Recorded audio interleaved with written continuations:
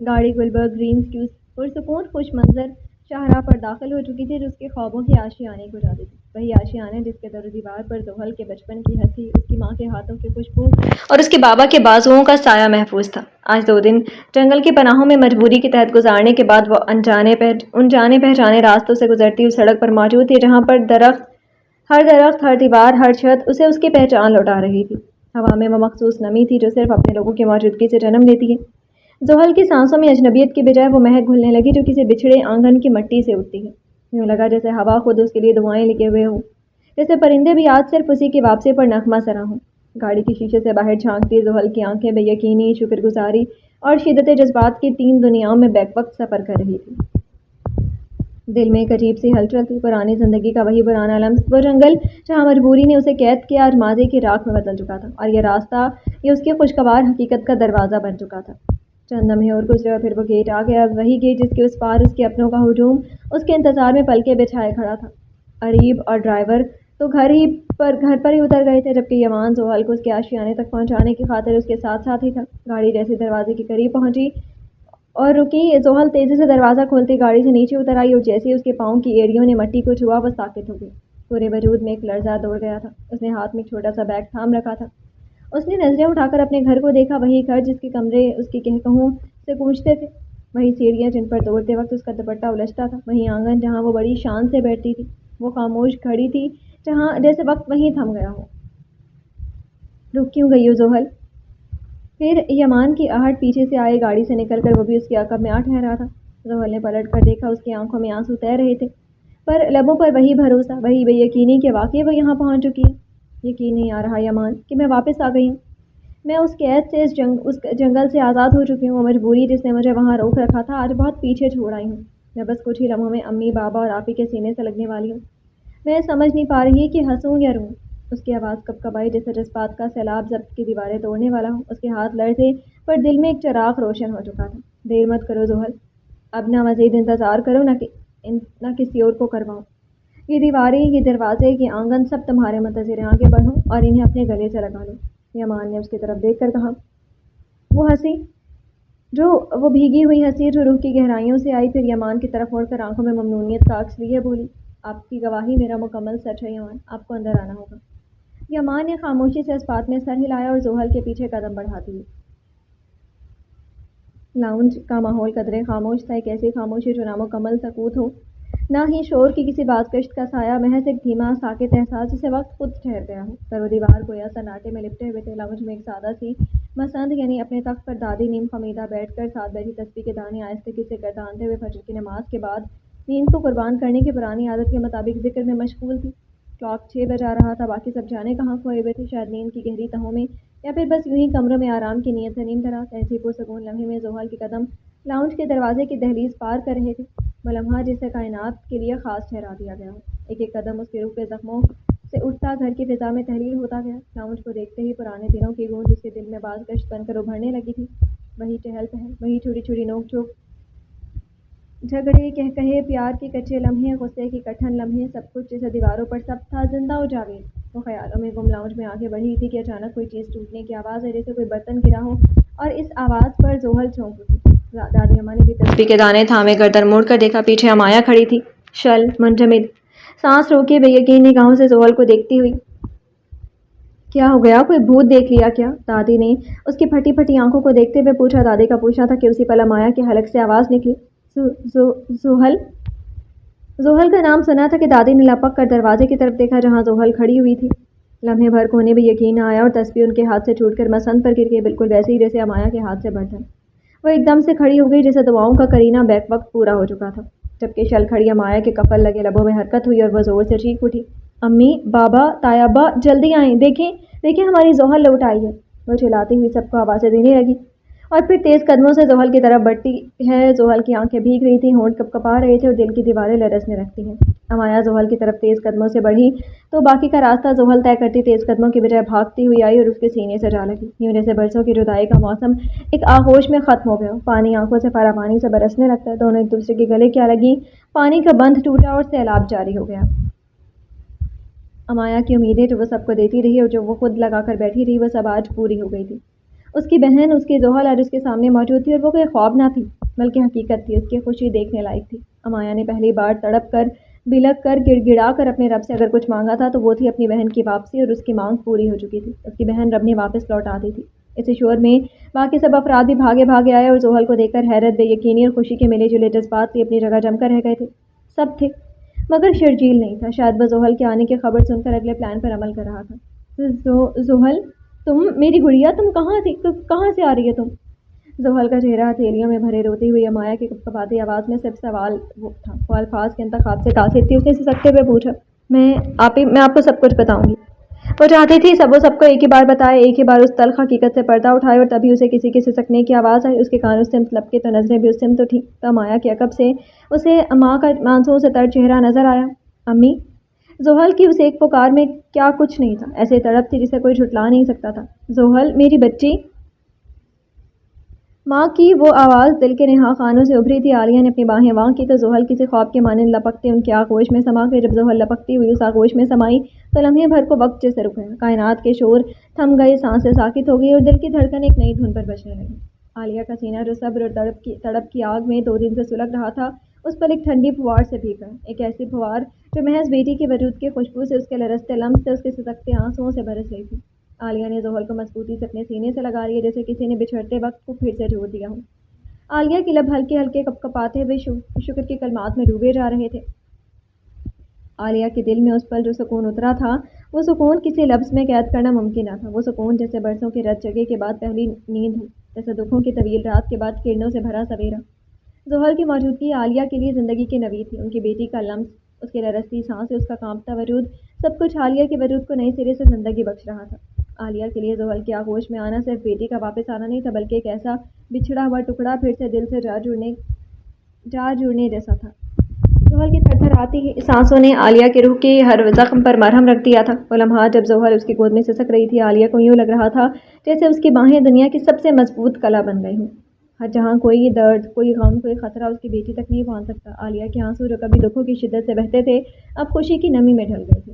یا اللہ، تیرا کرم ہے، میرا نور، میرا چین، میرا دل میرے بازوؤں میں ہے۔ وہ اپنی بیٹی کو بار بار سہلاتی، چومتی اور بے آواز شکر ادا کرتی رہیں۔ اسی لمحے عالیہ کو محسوس ہوا جیسے ان کا دل پھر سے زندہ ہو گیا۔ زحل کا لمس انہیں یاد دلا رہا تھا کہ محبت کبھی مر نہیں سکتی، چاہے کتنی ہی راتیں طویل ہو جائیں، چاہے کتنے ہی صبر کے سمندر پار کرنے پڑیں۔ اسی ماں نے اس پل میں ہر کسی سے اپنے سارے دکھ، سارے گلے، ساری محرومیاں بھلا دیں، بس اپنی بیٹی کو سینے سے لگا کر سانسوں میں بسا لیا۔ زحل نے جب خود کو ماں کی گرم مہربان آغوش میں پایا تو جیسے اس کے اندر کی ساری ٹوٹ پھوٹ تھم گئی۔ ماں کی باہوں کا حصار اس کے لیے کسی مقدس پناہ گاہ جیسا تھا، ایسا گھر جہاں کوئی خوف، کوئی تنہائی اس تک نہیں پہنچ سکتی تھی۔ اس کی بند آنکھوں سے آنسو بے اختیار بہنے لگے، جیسے دل کی سب کرب انگیز چیخیں اب خاموشی سے بہہ رہی ہیں۔ عالیہ کے سینے کی دھڑکنیں جو اب زحل کے کان سے ٹکرا رہی تھیں، اسے ایسا سکون دے رہی تھی جیسے برسوں سے بھٹکتی روح نے آخرکار اپنا اصل ٹھکانہ پا لیا ہو۔ زحل نے اپنے آپ کو مکمل طور پر ماں کی محبت میں ڈوبا ہوا محسوس کیا، ایک ایسا لمس جو زخموں پر مرہم تھا، ایک ایسی خوشبو جو بچھڑنے کے دکھ کو مٹاتی تھی، اور ایک ایسی محبت جس میں ٹوٹے وجود پھر سے جڑنے لگتے ہیں۔ زحل، تم واقعی آ گئی؟ عالیہ یقین کرنے کی کوشش کر رہی تھی کہ وہ واقعی میں موجود ہے یا کسی خواب کا حصہ، اور جب یقین چلا آیا تو ان کے لہجے میں شکر گزاری کی نمی، زبان پر اللہ کا نام، آنکھوں میں تشکر، ہاتھوں میں لرزش اور دل میں سکون تھا۔ وہ اسے چھو چھو کر یقین کر رہی تھی اور اس یقین سے دل بھر ہی نہیں رہا تھا۔ عالیہ کے ساتھ ساتھ طالب بھی کھڑے نمناک آنکھوں کے ساتھ چپ چاپ زحل کو تک رہے تھے۔ وہ پل ان کے لیے ایسا تھا جیسے برسوں کی تنہائی ایک پل میں بہہ گئی ہو، جو جی چاہ رہا تھا آگے بڑھے وہ اور اسے خود میں چھپا لے، مگر عالیہ کا کلیجہ ابھی ٹھنڈا کہاں ہوا تھا۔ طالب کی آنکھوں سے بھی شکر کے قطرے جھانک رہے تھے، ان کی آنکھوں کی روشنی، ان کے لبوں کی خاموشی سب زحل کے لیے دعا بن چکی تھی۔ ظہیر اور دادی کو بھی سکون آیا تھا تو انہوں نے بھی دل ہی دل میں شکر ادا کیا تھا۔ سبتین کی 2 راتوں کی بے چینی آج آخرکار ختم ہوئی تھی۔ اس کے سر سے بھی دکھوں، تکلیفوں، پریشانیوں کا بوجھ ہٹا تھا، اور نعمہ تو یوں تھی جیسے کسی ڈرامے کی شوٹنگ دیکھ رہی ہوں، جبکہ شرجیل جو ابھی سارے منظر میں شامل ہوا تھا، زہرخند تبسم کے ساتھ کھڑا ان لمحوں کا منتظر تھا جب زحل کی خوشی کے آنسوؤں دکھ اور تکلیف کے آنسو میں تبدیل ہونے تھے۔ زحل، میری بچی، تم کہاں چلی گئی تھی؟ 2 دن سے کہاں تھی؟ تمہاری ماں نے کتنا تڑپ کر دعائیں کی ہیں، ہر لمحہ تمہارا انتظار کیا، میری جان، تم ہمیں چھوڑ کر کہاں چلی گئی تھی؟ عالیہ کے ہونٹ لرز رہے تھے، ان کے چہرے پر 2 دن کی فکریں، نیند کی کمی اور دعاؤں کی سچائی لکھی ہوئی تھی۔ زحل نے اپنی ماں کا چہرہ دیکھا، کمزور حال، ستا ہوا چہرہ، خشک ہونٹ، تھکی ہوئی متورم آنکھیں، اور ان کے گرد مسلسل رونے اور جاگنے کے اثرات واضح تھے۔ زحل جو اپنی ماں پر اس لمحے پر جتنا ترس آیا تھا، پیار بھی اتنا ہی آیا تھا، جھولی اٹھا اٹھا کر اپنے رب سے دعا کرتی رہیں کہ اللہ میری بیٹی کو اپنی حفظ و امان میں رکھنا، اسے سلامت مجھے لوٹا دے، اور اللہ کا کروڑوں بار شکر ہے کہ اس نے میری بیٹی لوٹا دی۔ تمہاری یاد میں اور تمہاری فکر میں ہر پل اس ماں کا کلیجہ پھٹتا رہا، کوئی ایک پل بھی ایسا نہیں گزرا جب تمہاری ماں نے سوچا نہ ہو کہ تم نہ جانے کہاں ہو، کس حال میں ہو، اور یہ اپنا کیا حال بنا رکھا ہے تم نے۔ عالیہ نے اس کے کپڑوں کو، مردانہ چادر، بکھرے بال کی چٹیا، کمزور چہرے اور پاؤں میں مردانہ جوتوں کو دیکھا تو پوچھا۔ زحل نے نظریں چرائیں اور دروازے پر کھڑے یمان کی طرف دیکھا۔ اب تک کسی کی نظر اس پر نہیں گئی تھی سوائے شرجیل کے، جو خاموش تھا کیونکہ ابھی اس کے بولنے کا وقت نہیں آیا تھا، اور نہ ہی یمان نے بہتر جانا کہ وہ ابھی مداخلت کرے۔ یمان نے آنکھوں میں زحل کو اشارہ کیا کہ سچ بول دے۔ زحل نے لب بھیجے۔ امی وہ مجھے ابھی بس اتنا ہی کہہ پائی تھی کہ نظریں اپنے باپ پر پڑ گئیں۔ اسی پل وہ سب کچھ بھول کر ماں کی آغوش سے نکل کر باپ کی طرف لپکی۔ بابا تڑپ کر باپ کو پکارا اور پھر ان کے سینے سے لگ کر پھوٹ پھوٹ کر رونے لگے۔ وہ جیسے ان کے سینے سے جا لگی، طالب کے سینے میں ایک دہکتی ہوئی چنگاری کو ٹھنڈک پہنچی۔ وہ بھی بے اختیار اس کے گرد بازو پھیلا کر اسے اپنی آغوش میں چھپا گئے تھے۔ یہ پہلا موقع تھا جب طالب نے اپنی بیٹی کو یوں تڑپ کر خود سے لگایا تھا، اور اشک بار ہوئے تھے۔ وہ اپنے آنسو چھپانے کی کوشش کر رہے تھے مگر آنکھوں سے سچ چھپتا نہیں۔ آج پہلی بار انہوں نے اس تڑپ کے ساتھ زحل کو خود میں سمویا تھا، اور پہلی بار ہی زحل نے بھی ان باہوں میں اپنے لیے احساس، پیار، فکر، تڑپ، نہ جانے کیا کچھ محسوس نہیں کیا تھا۔ ان چند ہی لمحوں میں اس پر آشکار ہو گیا تھا کہ اس کا باپ بھی اس کے لیے کتنا تڑپتا رہا۔ باپ کی نہ ماں کی اسے سب بتلا گئی تھی، اور وہ اس تڑپ کو جھٹلا نہیں سکتی تھی۔ بس بیٹا رو مت۔ وہ اسے زیادہ کچھ کہہ نہ سکے، اسے زیادہ حوصلہ نہ دے سکے کہ کبھی دیا جو نہیں تھا تب یہ الفاظ اٹک رہے تھے، جبکہ زحل کے لیے یہ 4 لفظ ہی کافی تھے، خاص کر ان کا بیٹا کہنا۔ اس کے تڑپتے دل کو اس لمحے گویا سکون ملا تھا۔ دادی بھی پاس چلی آئی تھی۔ زحل سب بھلائے سارے گلے شکوے ان کی شفقت بھری آغوش میں بھی ڈوب گئی تھی۔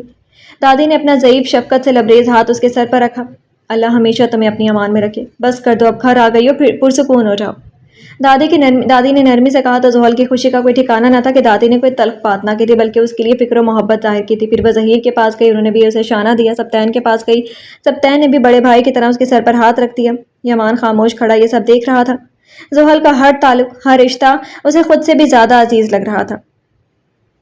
وہ شرجیل کو نظر انداز کرتی جب نیما کے پاس گئی تو نیما نے رخ پھیر لیا۔ روحل انہیں حق تک دیکھتی رہ گئی مگر یہ تو کچھ بھی نہیں تھا۔ نیما کی اگلی بات اسے جھنجھوڑ کر ہی رکھ گئی۔ یہ باری باری سب کے پاس جا کر ہمدردیاں کاہے کو سمیٹ رہی ہو بی بی؟ یہ بتاؤ کہ 2 راتیں کدھر گزار کر آ رہی ہو؟ کہاں گئی تھی؟ اور جب چلی ہی گئی تھی تو کیا سوچ کر واپس آئی ہو؟ نیما کا لہجہ ان کا جملہ کس طرف اشارہ کر رہا تھا۔ زحل ٹھٹکی۔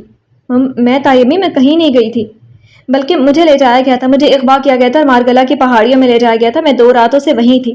زحل سچ بولی تو سب کے اوپر گویا پہاڑ ٹوٹا، یعنی جو سوچ انہیں آتی تھی جیسے انہیں لگتا تھا آخر کو نکلا ویسا ہی۔ زحل نے جب لب کھولے اور لرزتی آواز میں سچائی بیان کی تو یوں لگا جسے پورے لاؤنج پر ایک بھاری سناٹا چھا گیا ہو۔ فضا یکدم بوجھل ہو گئی۔ عالیہ جو ابھی تک اپنی بیٹی کی موجودگی پر رب کا شکر ادا کر رہی تھی، ان کی آنکھوں میں صدمے اور تکلیف کی تپش جلنے لگی۔ وہ اپنی جگہ جیسے جم سی گئی تھی۔ طالب جن کا دل پہلے 2 دن کی جدائی میں چھلنی ہو چکا تھا، سچ سن کر مٹی کے بت کے مانند کھڑے رہ گئے۔ ان کی نظریں زحل کے چہرے پر جم کر رہ گئی اور آنکھوں میں ایک ایسا کرب ابھرا جو ببانگ دہل ان کی بے بسی کا اظہار کر رہا تھا۔ وہ اپنی مٹھیوں کو بے ساختہ بھینچتے رہے۔ امایا جو بہن ہونے کے ناطے زحل سے جڑے ہر درد کو اپنا سمجھتی تھی، خوف اور حیرت سے آنکھیں پھاڑے کھڑی تھی۔ اس کے ہونٹ کانپے اور آنکھوں سے آنسو ٹپکنے لگے جیسے ضبط کی آخری لکیر بھی ٹوٹ چکی ہو۔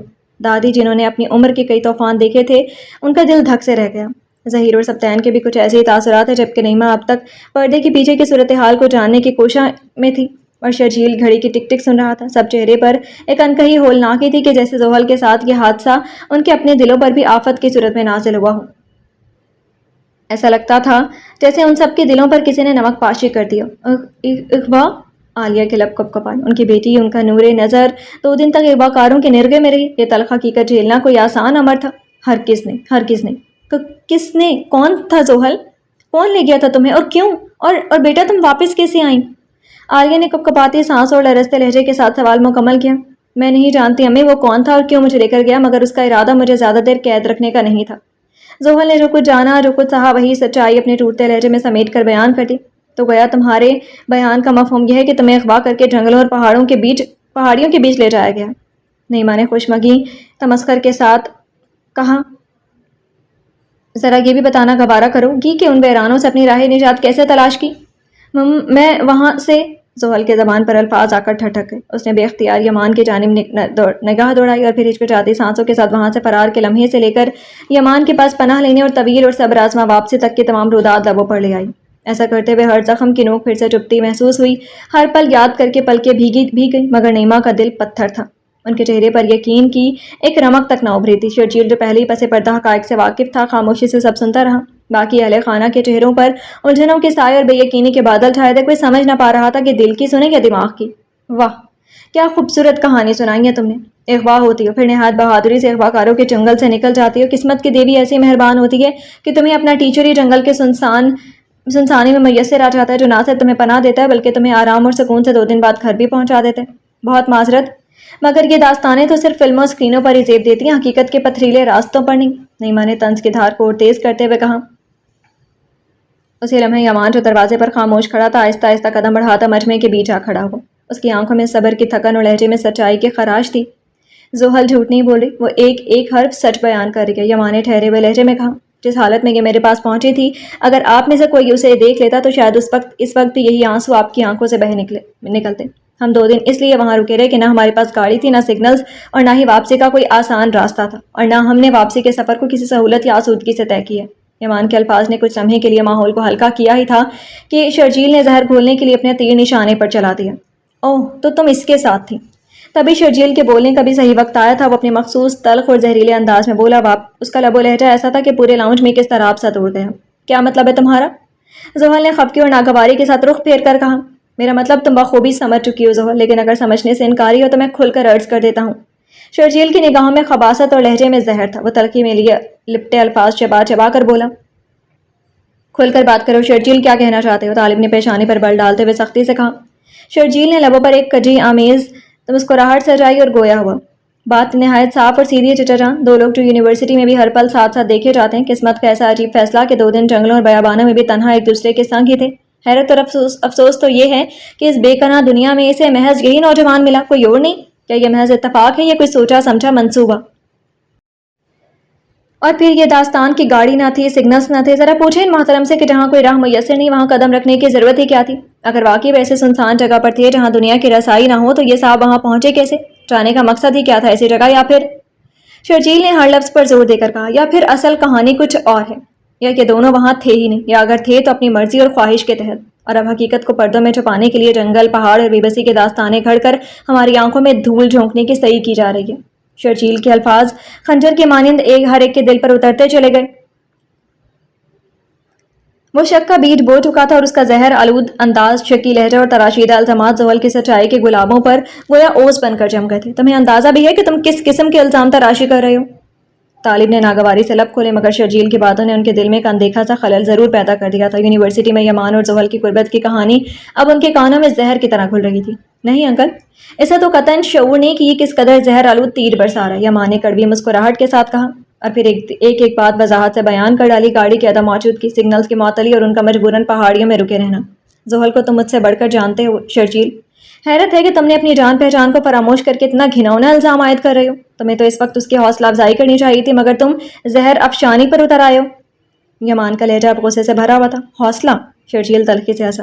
نہ سر جی، میں کیوں اس لڑکی کو حوصلہ دوں جو اپنی چاہ سے گھر سے فرار ہوئی، جس کی وجہ سے میں تھانے کی اذیتوں کا شکار ہوا، قید و بند کی صعوبتیں سہیں، سب کی شک بھری نظروں کی تیر جھیلیں، اور آج کی معصومیت کا لبادہ اوڑھ کر سب کی ہمدردیاں سمیٹ رہی ہے۔ میں کیوں نہ حقیقت بیان کروں، کیوں نہ سب کو بتاؤں کہ تم دونوں کیسے سب کی آنکھوں میں دھول جھونکتے رہے ہو، کیسے سب کی ناک تلے کھیل کھیلتے رہے ہو۔ شرجیل کا لہجہ زہر میں ڈوبا ہوا تھا۔ شرجیل بس کرو، طالب نے دبنگ انداز میں مداخلت کی، تم بات کو خواہ بڑھا رہے ہو۔ زحل جو بیان کریے وہ ناقابل فہم تو نہیں، ایسے حالات میں کچھ بھی ہو سکتا ہے۔ مگر شرجیل کہاں رکنے والا تھا۔ ناممکن نہیں چچا جان، مگر جھوٹ ضرور ہو سکتا ہے، بلکہ ہے۔ وہ طنز سے بولا تھا۔ ذرا سوچئے، کوئی کیسے بآسانی سے یونیورسٹی کے گیٹ سے اغوا کر سکتا ہے جہاں اس وقت طلباء کی بھیڑ ہوتی ہے؟ آپ نے CCTV میں دیکھا تو تھا کہ کیسا رش تھا وہاں، عموماً اس وقت مجمع سا لگا ہوتا ہے۔ تو کیسے کوئی 50 لوگ اور سیکیورٹی گارڈز کی موجودگی میں اسے اغوا کر کے لے گیا، وہ بھی سیدھا مارگلہ کی حسین پہاڑیوں کی طرف، تفریحی مقام کی جانب؟ اور کمال یہ ہے کہ زحل وہاں سے فرار بھی ہو جاتی ہے، اور قسمت دیکھیے کہ اسے وہاں کوئی اجنبی نہیں بلکہ اپنا پسندیدہ مرد مل جاتا ہے، جس کے قصیدے یہ دن رات پڑھتی تھی، جس کی عقیدت میں یہ سرشار رہتی تھی، جس کے ساتھ یونیورسٹی میں ایک ساتھ نظر آتی تھی، اسی کے ساتھ پھر 2 شب و روز ویرانے میں بسر کرتی ہے۔ کہ یہ سب اتفاقات کی ایک ناقابل یقین داستان نہیں لگتی؟ ایک لمحے کے لیے سوچے چچا کہ یہ سب آپ کو عجیب نہیں لگ رہا؟ شرجیل کا انداز اب زہر سے لبریز اور باتوں کا وار نشتر کی طرح گہرا ہو چکا تھا۔ شرجیل کا انداز بیان ایسا تھا کہ طالب خاموش ہو کر رہ گئے۔ ان کے ماتھے کی شکنیں گہری ہو گئی تھی۔ کیا کہا تم نے؟ یونیورسٹی کے گیٹ سے؟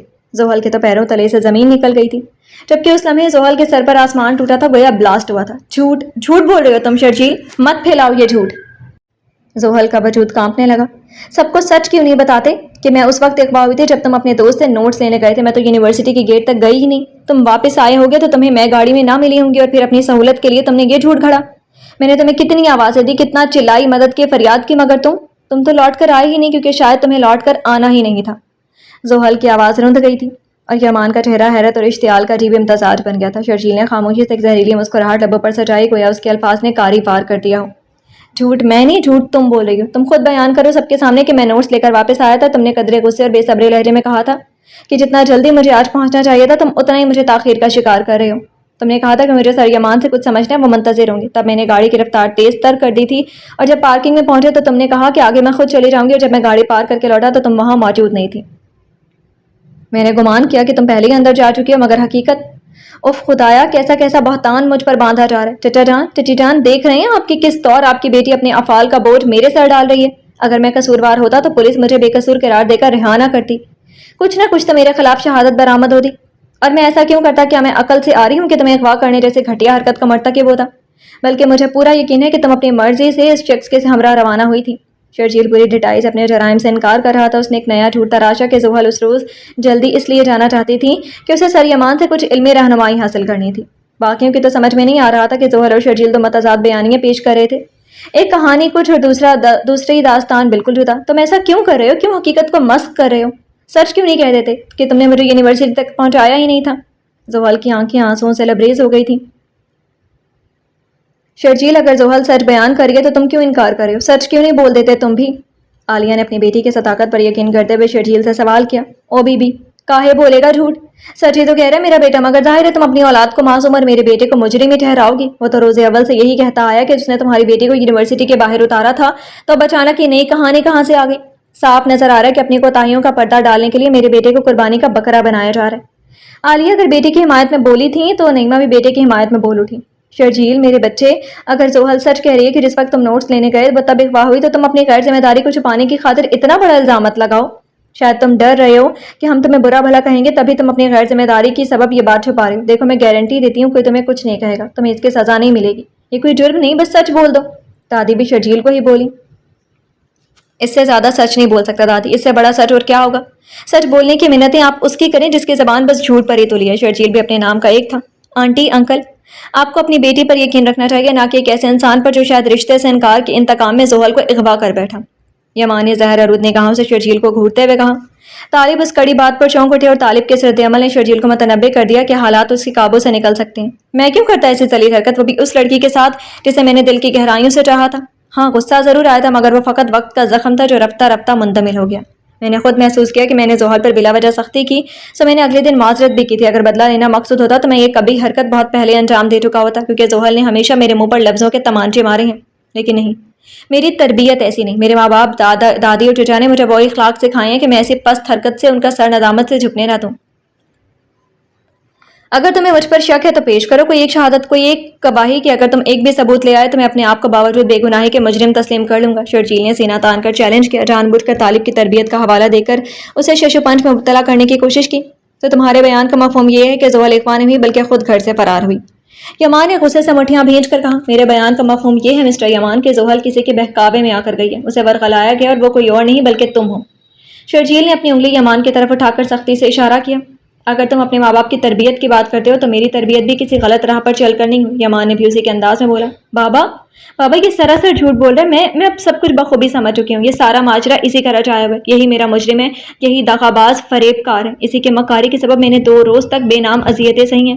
میں تو کبھی خواب و خیال میں بھی یہ گمان نہیں کر سکتی تھی کہ یہ اتنی پستی میں اس قدر گر جائے گا۔ زحل رنج، کرب، حیرت اور دل گرفتگی کی اتھاہ گہرائیوں میں ڈوبی ہوئی تھی۔ اب ہر گرہ کھل چکی تھی، ہر حقیقت آشکار ہو چکی تھی کہ اس کے اغوا کے پس پردہ شرجیل ہی کار فرما تھا، اور یمان کو تو پہلے ہی اس پر شک تھا، اب یقین ہو گیا۔ آپ ہرگز اس فریب خوردہ کی باتوں پر اعتبار نہ کریں، یہ سراسر جھوٹ ہے، اس نے میرے رشتے کے انکار کا انتقام لینے کو یہ گھٹیا چال چلی ہے۔ زحل اپنے باپ کے قریب آ کر لرزتے لہجے میں بولی۔ باقی سب افراد گونگے بہرے تماشائیوں کے مانند محو حیرت کھڑے تھے۔ میری تو کچھ سمجھ میں نہیں آ رہا کہ سب کچھ کیا تماشا چل رہا ہے۔ اللہ ہی سمجھ دے، اللہ ہی سچ کھولے، میرا تو سر پھٹ رہا ہے۔ دادی مزید کھڑی نہ رہ سکیں اور اپنا سر تھامے صوفے پر ڈھہ سی گئیں۔ शर्जील, मुझे एक एक बात की सच्चाई मनोवन बताओ, खबरदार जो किसी हरफ कज़्ब का सहारा लिया तो याद रखो पुलिस अब भी मुतहरिक है। अगर तुम्हारे खिलाफ ज़रा बराबर भी की शहादत बरामद हुई तो तुम्हारी खुलासी मुमकिन न होगी, लिहाजा ज़बान खोलने से पहले 100 बार तोलना। चुपचाप खड़ा सप्तान आगे बढ़ा और शर्जील के कंधों को थाम कर उसे अपने मुकाबिल लाकर सख्ती से गोया हुआ। मुझे किसी अंदेशे का खौफ नहीं भाई, क्योंकि मैं अपनी मासूमियत से बखूबी वाकिफ हूँ। जब मैंने कोई खता ही नहीं की तो मेरे खिलाफ कोई सबूत कहाँ से आएगा। अलबत्ता अगर तफ्तीश जारी रखी जाए तो शायद इन दोनों के खिलाफ ज़रूर कुछ सुराग हाथ लगेगा, और सबसे बड़ी शहादत तो ये दोनों खुद हैं। ये अमर किसी से मख्फी नहीं कि आपके साहबजादे को रोजाना यही शख्स घर छोड़ता था और आपकी बेटी यूनिवर्सिटी में इसके साथ बंद कमरे में पाई गई थी, वो भी बात हाथों में हाथ डाले। उस पर सिर्फ मेरा नहीं बल्कि दीगर तुलबा का भी मुशाहिदा। अगर हुक्म दे तो सबको यहाँ पेश कर सकता हूँ। शर्जील ने एक ऐसा धमाका कर दिया कि सब पर सख्ता तारी हो गया और जोहल महज खामोशी अख्तियार कर सकी। क्या कहा तुमने? तालिब के लब थर्राए, आवाज़ बोझल हो चुकी थी। वही जो आपके कानों ने सुना, अगर यकीन आए तो इसी से दरियाफ्त फरमा लीजिए। शर्जील ने एक मोहलिक वार किया था। ये शर्जील क्या कह रहे? और उन्होंने वाकई जोहल से पूछा। अंकल, आप जैसा समझ रही हैं वैसा मैं तुमसे नहीं अपनी बेटी से पूछ रहा हूँ। तालिब ने यमान के मदाखलत पर हाथ उठाकर उसे खामोश रहने का इशारा दिया और बराह रास्त जोहल से मुखातिब हुई। जो कुछ पूछ रहा हूँ उसका जवाब दो जोहल। उनके लहजे में रोब और बेबना सख्ती इधर आई थी। बाबा, ये दुरुस्त है कि सर ने मुझे घर ड्रॉप किया था, मगर सिर्फ एक मरतबा, और क्लासरूम में तो हमें किसी ने बंद। तालिब ने हाथ उठाकर उसकी बात अधूरी काट दी, क्योंकि वो मजीद सुनने का हौसला न रखते थे। बाबा, जोहल ठीक कह रही है, इसने मुझे बताया था कि सर ने इसे घर ड्रॉप किया और क्लास में उन्हें किसी ने शरारत के तहत बंद कर दिया था। जोहल ने हमसे कुछ नहीं छुपाया बाबा। अमाया गो की कुछ नहीं जानती थी, मगर जोहल की हिमायत में फिर भी खड़ी हुई। क्लासरूम वाली बात उसने जोहल के अधूरे जुमले से अंदाजा लगाकर मुकम्मल की। जोहल उस लम्हे अमाया को मशकूर नजरों से देख रही थी। कोई तो था जो उसके साथ खड़ा था, कुछ ना जानते हुए भी उसके हक में बोल रहा था। तो फिर तो आप भी इस कारनामे छुपाने में बराबर की शरीक हुई, फिर तो आप भी सब जानती होंगी।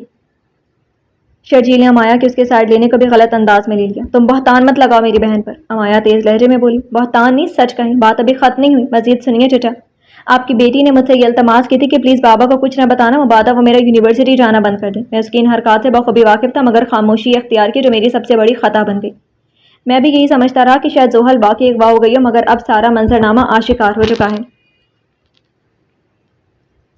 अगर ज़रा सा भी शक होता तो मैं अवरीन फुर्सत में आप और पुलिस को मतला करता उस शख्स के बारे में, मगर मैं ये तस्वुर भी ना कर सकता था कि वो इस शख्स के हमरा जाएगी। मगर अब सारी कहानी मेरी समझ में आ रही है। अब भी अगर आपको मेरा बयान नाकाबिले यकीन लगता है तो बेशक आप इसके क्लास के किसी भी स्टूडेंट से इस्तफसार कर सकते हैं। ना तो उस दिन ये यूनिवर्सिटी आई थी और ना ही इस शख्स ने कोई लेक्चर दिया, बल्कि जल्दी में आया और मुख्तसर क़याम के बाद चला गया। किसे लेकर गया, क्यों गया, यह हकीकत अब रोज़े रोशन की तरह आया है। मैंने अपने ज़राए से सबकी तस्दीक की और अब तमाम गुत्थियाँ सुलझ चुकी हैं। इसका क्लास फेलो दोस्त है मेरा, पता करवाए थे उससे उस रोज़ के सारे हालात और मालूम हुआ उस रोज़ जोहल तो ना थी, मगर ये भी ना था। शर्जील ने एक और कारी ज़रब लगाई कि जोहल के गैर हाजिर होने के रोज़ यमान की भी गैर हाजिरी रिकॉर्ड पर थी, जिसने यमान के वजूद को मजीद मशकूक कर दिया। यमान गंग खड़ा था, गोया ज़मीन ने उसके कदमों तले से रास्ता छीन लिया। तालिब बेहिसी और बेतासुरी के मुजस्सम पैकर की सूरत में खड़े थे। शर्जील ने ना सिर्फ अपने हर इल्ज़ाम के सबूत मुहैया करने को तैयार था, बल्कि गवाहों की पेशी पर भी आमादा था, जबकि जोहल और यमान के पास सफाई में पेश करने की कोई शहादत ना थी। देख रही हो तालिब, कौन सच का लंबरदार है और कौन झूठ की आड़ में छुपा हुआ है। सब कुछ अजहर मिन शम्स हो चुका है। खाली खुली अल्फाज से कुछ साबित नहीं होता। मेरा बेटा तो गवाह पेश करने को भी आमादा है, तमाम हरकत से वाकिफ था, फिर भी तुम्हारी बेटी की खातिर खामोश रहा कि उस पर फरीफ्ता हो चुका था। मगर तुम्हारी बेटी ने क्या किया? मेरे बेटे की मोहब्बत और उसके पेश करदा रिश्ते को ठोकर मारकर किसी गैर के हमरा फरार हो गई। अरे, जब चली ही गई थी तो अब मजलूमियत का लबादा ओढ़ कर वापस क्यों आई हो? बताओ, किसी घर से वापस पलट कर आई हो? नहीं, मैंने सीने पर हाथ बांध कर इस्तफसार किया। आपका बेटा इफ्तरा बांध रहा है। ताई अम्मी, ये सरासर झूठ बयान करे। मैं वाकई अगवा हुई थी और मैंने उससे किसी किस्म की दरख्वास्त नहीं की थी। उसका हर बयान झूठ की बुनियाद पर उस्तवार है। जोहला इश्कबार आंखों के साथ गोया हुई। अगर गवाहियों की बात हो रही है तो गवाह मेरे पास भी मौजूद है। मैं यूनिवर्सिटी से सीधा अपने दोस्त के घर चला गया और जहां मेरी फिलहाल रिहाइश है, फिर 10 बजे के करीब ऑफिस गया और शाम के करीब अपने दोस्तों के हमरा जंगल में मौजूद था। वापसी पर भी मेरा दोस्त और मेरा ड्राइवर हमरा था।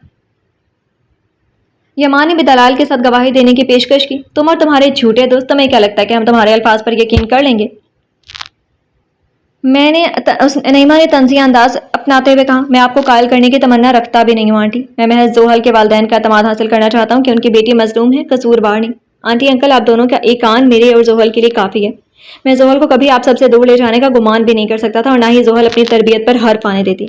यमान ने तालिब को बराह रास्त मुखातिब होकर कहा तो तालिब ने बारीक बीनी से उस शख्स को देखा जिसे वो जानते तक ना थे। कैसे जानते कि वो सच कह रहा है या झूठ? जबकि शर्जील तो उनका भतीजा था, उनके भाई का जिगर कोशा, और उसके पास कई दलाइल और गवाह भी थे। वह हकायक जिन्हें जोहल ने पोशीदा रखा और जिनकी जरा से भी खबर न होने दी। मुझ पर नहीं तो अपनी बेटी पर यकीन कर लें, यमान मजीद गोया हुआ। میں تو یقین کرنا چاہتا ہوں مگر میرے یقین کو خود اس نے ڈگمگا کر رکھ دیا. وہ باتیں جو مجھے تم سے پتہ چلنی چاہیے تھیں وہ کسی اور سے کیوں معلوم ہو رہی ہیں؟ بولو زحل. وہ یمان سے کہنے کے بعد زحل سے مخاطب ہے جس کے پاس ان باتوں کا چھپانے کا جواز تو تھا مگر بتانے کا نہیں. وہ بس نظریں جھکا کر یہ باپ کی تربیت پر حرف نہیں آنے دے سکتی مگر اپنے تن پر تمہاری چادر ضرور آنے دے سکتی ہے. پیروں میں جوتے بھی تمہارے عنایت کردہ ہیں. اب یہ مت کہنا کہ یہ تمہیں بے سود ننگے سر اور ننگے پیر ملے. پوچھو نا ذرا طالب کہ تمہاری بیٹی کا دوپٹہ کہاں ہے؟ کیا جنگل نے نگل لیا یا اس مبینہ اغوا کنندہ نے یا پھر؟ نعیمہ نے دانستہ بات ادھوری چھوڑ کر پورے مجمع پر گراں بوجھ ڈال دیا. طالب پر یہ الفاظ بجلی بن کر گرے. ان کی نگاہیں غیر ارادی طور پر زحل کے وجود پر جا ٹکی جہاں وہ یمان کی دی ہوئی چیزوں میں لپٹی کھڑی تھی. مت نکالیں ایسے الفاظ اپنی زبان سے بھابھی کے بعد میں پلٹ کر آپ کے اپنے وجود کو ہی چیر ڈالیں. عالیہ بولی. نعیمہ تم چپ رہو. سچ جو بھی ہے سامنے آ ہی جائے گا. تمہیں اپنی رائے دینے کی ضرورت نہیں ہے. شرجیل بھی یہی ہے اور زحل بھی. کون سچا ہے کون جھوٹا جلد یا بدیر یہ راز کھل ہی جائے گا. کب سے خاموش کھڑے ظہیر نے اپنی بیوی کو اس معاملے میں بڑھ چڑھ کر بولنے سے روکا. ان کے الفاظ واقعی بہت تلخ تھے. اسی لیے کیوں چپ رہوں؟ خاندان کی عزت کا معاملہ ہے. میں تو بولوں گی, میں تو پوچھوں گی, کروں گی سوال کہ بتاؤ بی بی کہاں گیا تمہارا دوپٹہ؟ نعیمہ چپ رہنے والوں میں سے تھی ہی نہیں. شوہر کی بات کا کوئی اثر ہی نہیں لیا تھا. آپ کو شرم آنی چاہیے تھا امی اسے ایسے دشنام ترازی کرتے ہوئے. میں کن کن اذیتوں سے گزر کر سر تک پہنچی آپ کو اس کا ذرا برابر اندازہ نہیں. یہ 2 راتیں کس اذیت میں کٹی ہیں یہ میرا دل جانتا ہے. سر نے مجھے آغوش تحفظ عطا کی تھی نہ کہ. زحل تکلیف سے لب بستہ ہو گئی. شرم تو تمہیں کرنی چاہیے بیٹا کہ جن افعال کے سبب سر جھک جانے چاہیے تم ان کی دہائی دے رہی ہو. کام تو تمہارے شر میں ڈوبنے والے ہیں. تمہارا چچا کیا کم تھا جو تم بھی اس کے نقش قدم پر چل پڑی. وہ کسی کی سچی سچائی دلہن بھگا کر لے گی اور یہاں بھتیجی بھاگ کھڑی ہوئی کسی کے ساتھ. نعیمہ ہاتھ چنچا کر بولی. بھابھی چپ کر جائیں, بس کریں اس تماشے کو. طالب نے بھی ہاتھ اٹھا کر انہیں چپ کر جانے کو کہا تھا. ابھی نہیں طالب, ابھی تو بہت کچھ جانا باقی ہے تمہارے لیے. اور یہ تمہارے ہاتھ میں کیا ہے؟ نعیمہ طالب سے کہنے کے بعد زحل سے بولی اور چھپٹ کر وہ چھوٹا بیگ چھین لیا جو زحل نے مضبوطی سے تھام رکھا تھا. آپ کیا کر رہی ہیں؟ زحل نے بیگ واپس کھینچنے کی صحیح کی مگر نعیمہ نے جھٹ پیچھے ہٹتے ہوئے نئے ہاتھ صورت سے بیگ کھول ڈالا. پھر گولیاں تالیاں پیٹ کر محفل کو ہلا ڈالا. واہ رے بیٹی واہ, یہی تو تمہاری کڈنیپنگ کی داستان اور یہ ہے جنگل میں بسر کردہ 2 راتوں کی سوغات. نعیمہ نے اگلے ہی لمحے بیگ کی ساری متاع الٹ کر زمین پر بکھیر دی. سب کی نگاہیں فرش پر گری اشیاء پر جم گئی. ایک مٹی کا تراشا ہوا دل اور پھول, ایک سفید مرجھایا ہوا پھول وہی جو یمان نے زحل کے بالوں میں سجایا تھا, اور ننھے گلابی پھولوں کی بنی ایک انگوٹھی اور ایک مالا جو یمان نے بنا کر اسے پہنائی تھی. کیا تاثر لیں ہم ان اشیاء کا جو تم نے یوں چھپا کر رکھی, گویا یہ کوئی نایاب خزانہ ہو. زحل جواب میں فوری طور پر کچھ نہ بول پائی. زحل کو پھولوں سے دلی رغبت ہے, اسی باعث یہ اشیاء اس بیگ میں موجود ہیں. آپ براہ کرم ہر چیز کو بدگمانی کے عینک سے مت دیکھیے. یمان نے زحل کی خاموشی کے تاثر کو بھانپتے ہوئے کہا. وہ دونوں کہاں جانتے تھے کہ گھر واپسی پر ان کے مقدر میں یہ سنگین تفتیش اور تصدیق بھی لکھی جا چکی تھی جو نعیمہ اس وقت کر رہی تھی. ہاں بہت رغبت ہے پھولوں سے, اور شاید انہی پھولوں کی آڑ میں محبت کے قصیدے بھی لکھے گئے ہیں. کوئی بعید نہیں کہ یہ سب تمہاری مظلومیت کا ڈھونگ ہے. نعیمہ ہاتھ نچا کر بولی. لہجہ زہر خن تھا. میں تو مزید کچھ بھی کہنا نہیں چاہتا مگر حقیقت چھپائی نہیں چھپتی. آج میں چھپا لوں گا تو کل کو کوئی اور آ کر بتا دے گا کہ یہ کلاس سے زیادہ اس کے آفس میں پائی جاتی تھی. اس کی کلاس کے کئی اسٹوڈنٹس ایسی باتیں بناتے ہیں کہ میں آپ کو بتا نہیں سکتا. میں نے تو دوست سے بھی کہہ دیا تھا کہ مجھے یہ سب مت بتایا کرو, مجھ سے سنا نہیں جاتا. شرجیل نے فوراً موقع غنیمت جانتے ہوئے مصنوعی معصومیت سے لبریز لہجے میں کہا. بےہودگی بھری باتیں مت جوڑو تم سے ہم سے. تمہارے اندر سے نکلتا زہر صاف ظاہر کر ہے کہ تمہارا مقصد ہمیں سب کی نظروں میں گرا کر خود سرخ و روان ہے. اس کے علاوہ تمہارا اور جو بھی مقصد ہے اتنا یاد رکھنا کہ اس میں تم کبھی کامیاب نہیں ہو پاؤ گے. جو انسان کسی کی عزت اتارتا ہے وہ خود کبھی عزت دار نہیں کہلاتا. یہ بات میری یاد رکھو شرجیل. یمان خصیلے لہجے میں بولے. یہ سن کر طالب جو خاموشی سے ساری تکرار سن رہے تھے اندر ہی اندر متزلزل ہو اٹھے. ایک طرف اپنی بیٹی کی آہوزاری, دوسری طرف بھتیجے کی سوگندیں. اسے کیا سمجھا رہے ہو؟ سمجھیں تو بیٹا اب تمہیں آئیں گی ساری, اور تم کیا ضرورت تھی بیگم صاحبہ تمہیں اس طرح بھاگنے کی. اگر عزت سے سر اٹھا کر جیتی تو آج یہ دن نہ دیکھنا پڑتا. نعیمہ نے ہونٹ چبا کر مزید آگ بھڑکائی. چپ کر جاؤ سب, چپ کر جائیں بھابھی, بس کر دیں اب. طالب یکدم دھاڑے تھے. لاؤنج میں ایک لمحے کو گہرا سناٹا چھا گیا. بابا میں نے کہا چپ کر جاؤ. زحل روتی ہوئی کچھ بولنے کو تھی جب طالب نے اسے ٹوکتے ہوئے اپنا سر پکڑ لیا. سب کی باتوں نے انہیں شدید الجھا کر رکھ دیا تھا. وہ اگر زحل کی باتوں پر یقین کرتے تو شرجیل کی باتوں کا کیا کرتے؟ وہ خود اس سب کے لیے تیار نہ تھے جو زحل کے آتے شروع ہو چکا تھا. وہ اپنا سر تھام چکے تھے اور تبھی لاؤنج کے دروازے کی دہلیز پار کرتا چوکیدار اندر آیا. اس کے ہاتھ میں خاکی رنگ کا اینویلپ تھا. چھوٹے صاحب یہ آپ کے لیے آیا. اس نے اینویلپ طالب کی طرف بڑھایا. طالب اپنا سر جوڑے اسے تھام گئے اور الٹ پلٹ کر دیکھنے لگے جس پر نہ بھیجنے والے کا نام لکھا تھا, نہ ان کا اپنا, اور نہ ہی کوئی ایڈریس یا دستخط. کون دے کر گیا؟ انہوں نے استفسار کیا. معلوم نہیں, کوئی لڑکا تھا, اپنا چہرہ چھپا رکھا تھا, بس آیا اور دے کر چلا گیا. کہا کہ طالب صاحب تک پہنچا دو. چوکیدار مختصر اطلاع دے کر پلٹ گیا. طالب نے بے دردی سے اینویلپ پر ڈال دینا چاہا جب شرجیل بول اٹھا. چچا جان دیکھ لیں کوئی ضروری ڈاکیومنٹس نہ ہوں آپ کے. طالب کا ارادہ بھانپ کر شرجیل جلدی سے بولا تو طالب نے ابرو چڑھائے، لبوں پر اجنبیت کی سخت تہج سجائے انویلپ کھولا۔ شرجیل کے ہونٹوں پر اسی لمحے ایک خباثت میں لپٹی شیطانی مسکراہٹ ابھری جو کسی خزاں رسیدہ باغ کی آخری ہریالی بھی نگل لینے کا فن جانتے تھی۔ طالب نے انویلپ کھولا تو اس میں چند تصاویر تھے جو ظاہر نہ تھی، مگر جو ہی طالب نے تصاویر پلٹی اور وہ ان کی نظروں کے سامنے آئیں، وقت جیسے ایک پل کو منجمد ہو گیا۔ ان کی نگاہوں کے سامنے زحل اور یمان کی تصویریں تھیں، ایسی تصویریں جن میں دونوں ایک دوسرے کے قریب بے خبر کسی اجنبی سکون میں ڈوبے ہوئے دکھائی دیتے تھے۔ تصویروں کے رنگوں میں ان کی سانسوں کی حدت قید تھی اور ہر تصویر جیسے انکہے رازوں کے خاموش گواہی دے رہی تھی۔ کہیں یمان زحل کے چہرے کو مٹی سے بھر رہا تھا تو کہیں زحل اس کے چہرے پر مٹی کی چھاپ چھوڑتی زندگی سے بھرپور قہقہا لگا کر ہنس رہی تھی۔ کہیں یمان اس کی مٹی بھری انگلیوں کو اپنے ہاتھ میں بھرے اسے محبت پاش نگاہوں سے دیکھ رہا تھا تو کہیں وہ اس کے عقب میں کھڑا اس کے شانے پر ٹھوڑی ٹکائے اس کے دونوں بازوؤں کو اپنی قید میں لیے ہوئے تھا۔ یہی وہ تصویر تھی جس میں زحل نے گردن موڑ کر دیکھا تو اس کا چہرہ یمان کی اور بھی قریب ہوا اور دونوں کی نظریں اور سانسیں ایک دوسرے سے ٹکرانے لگیں۔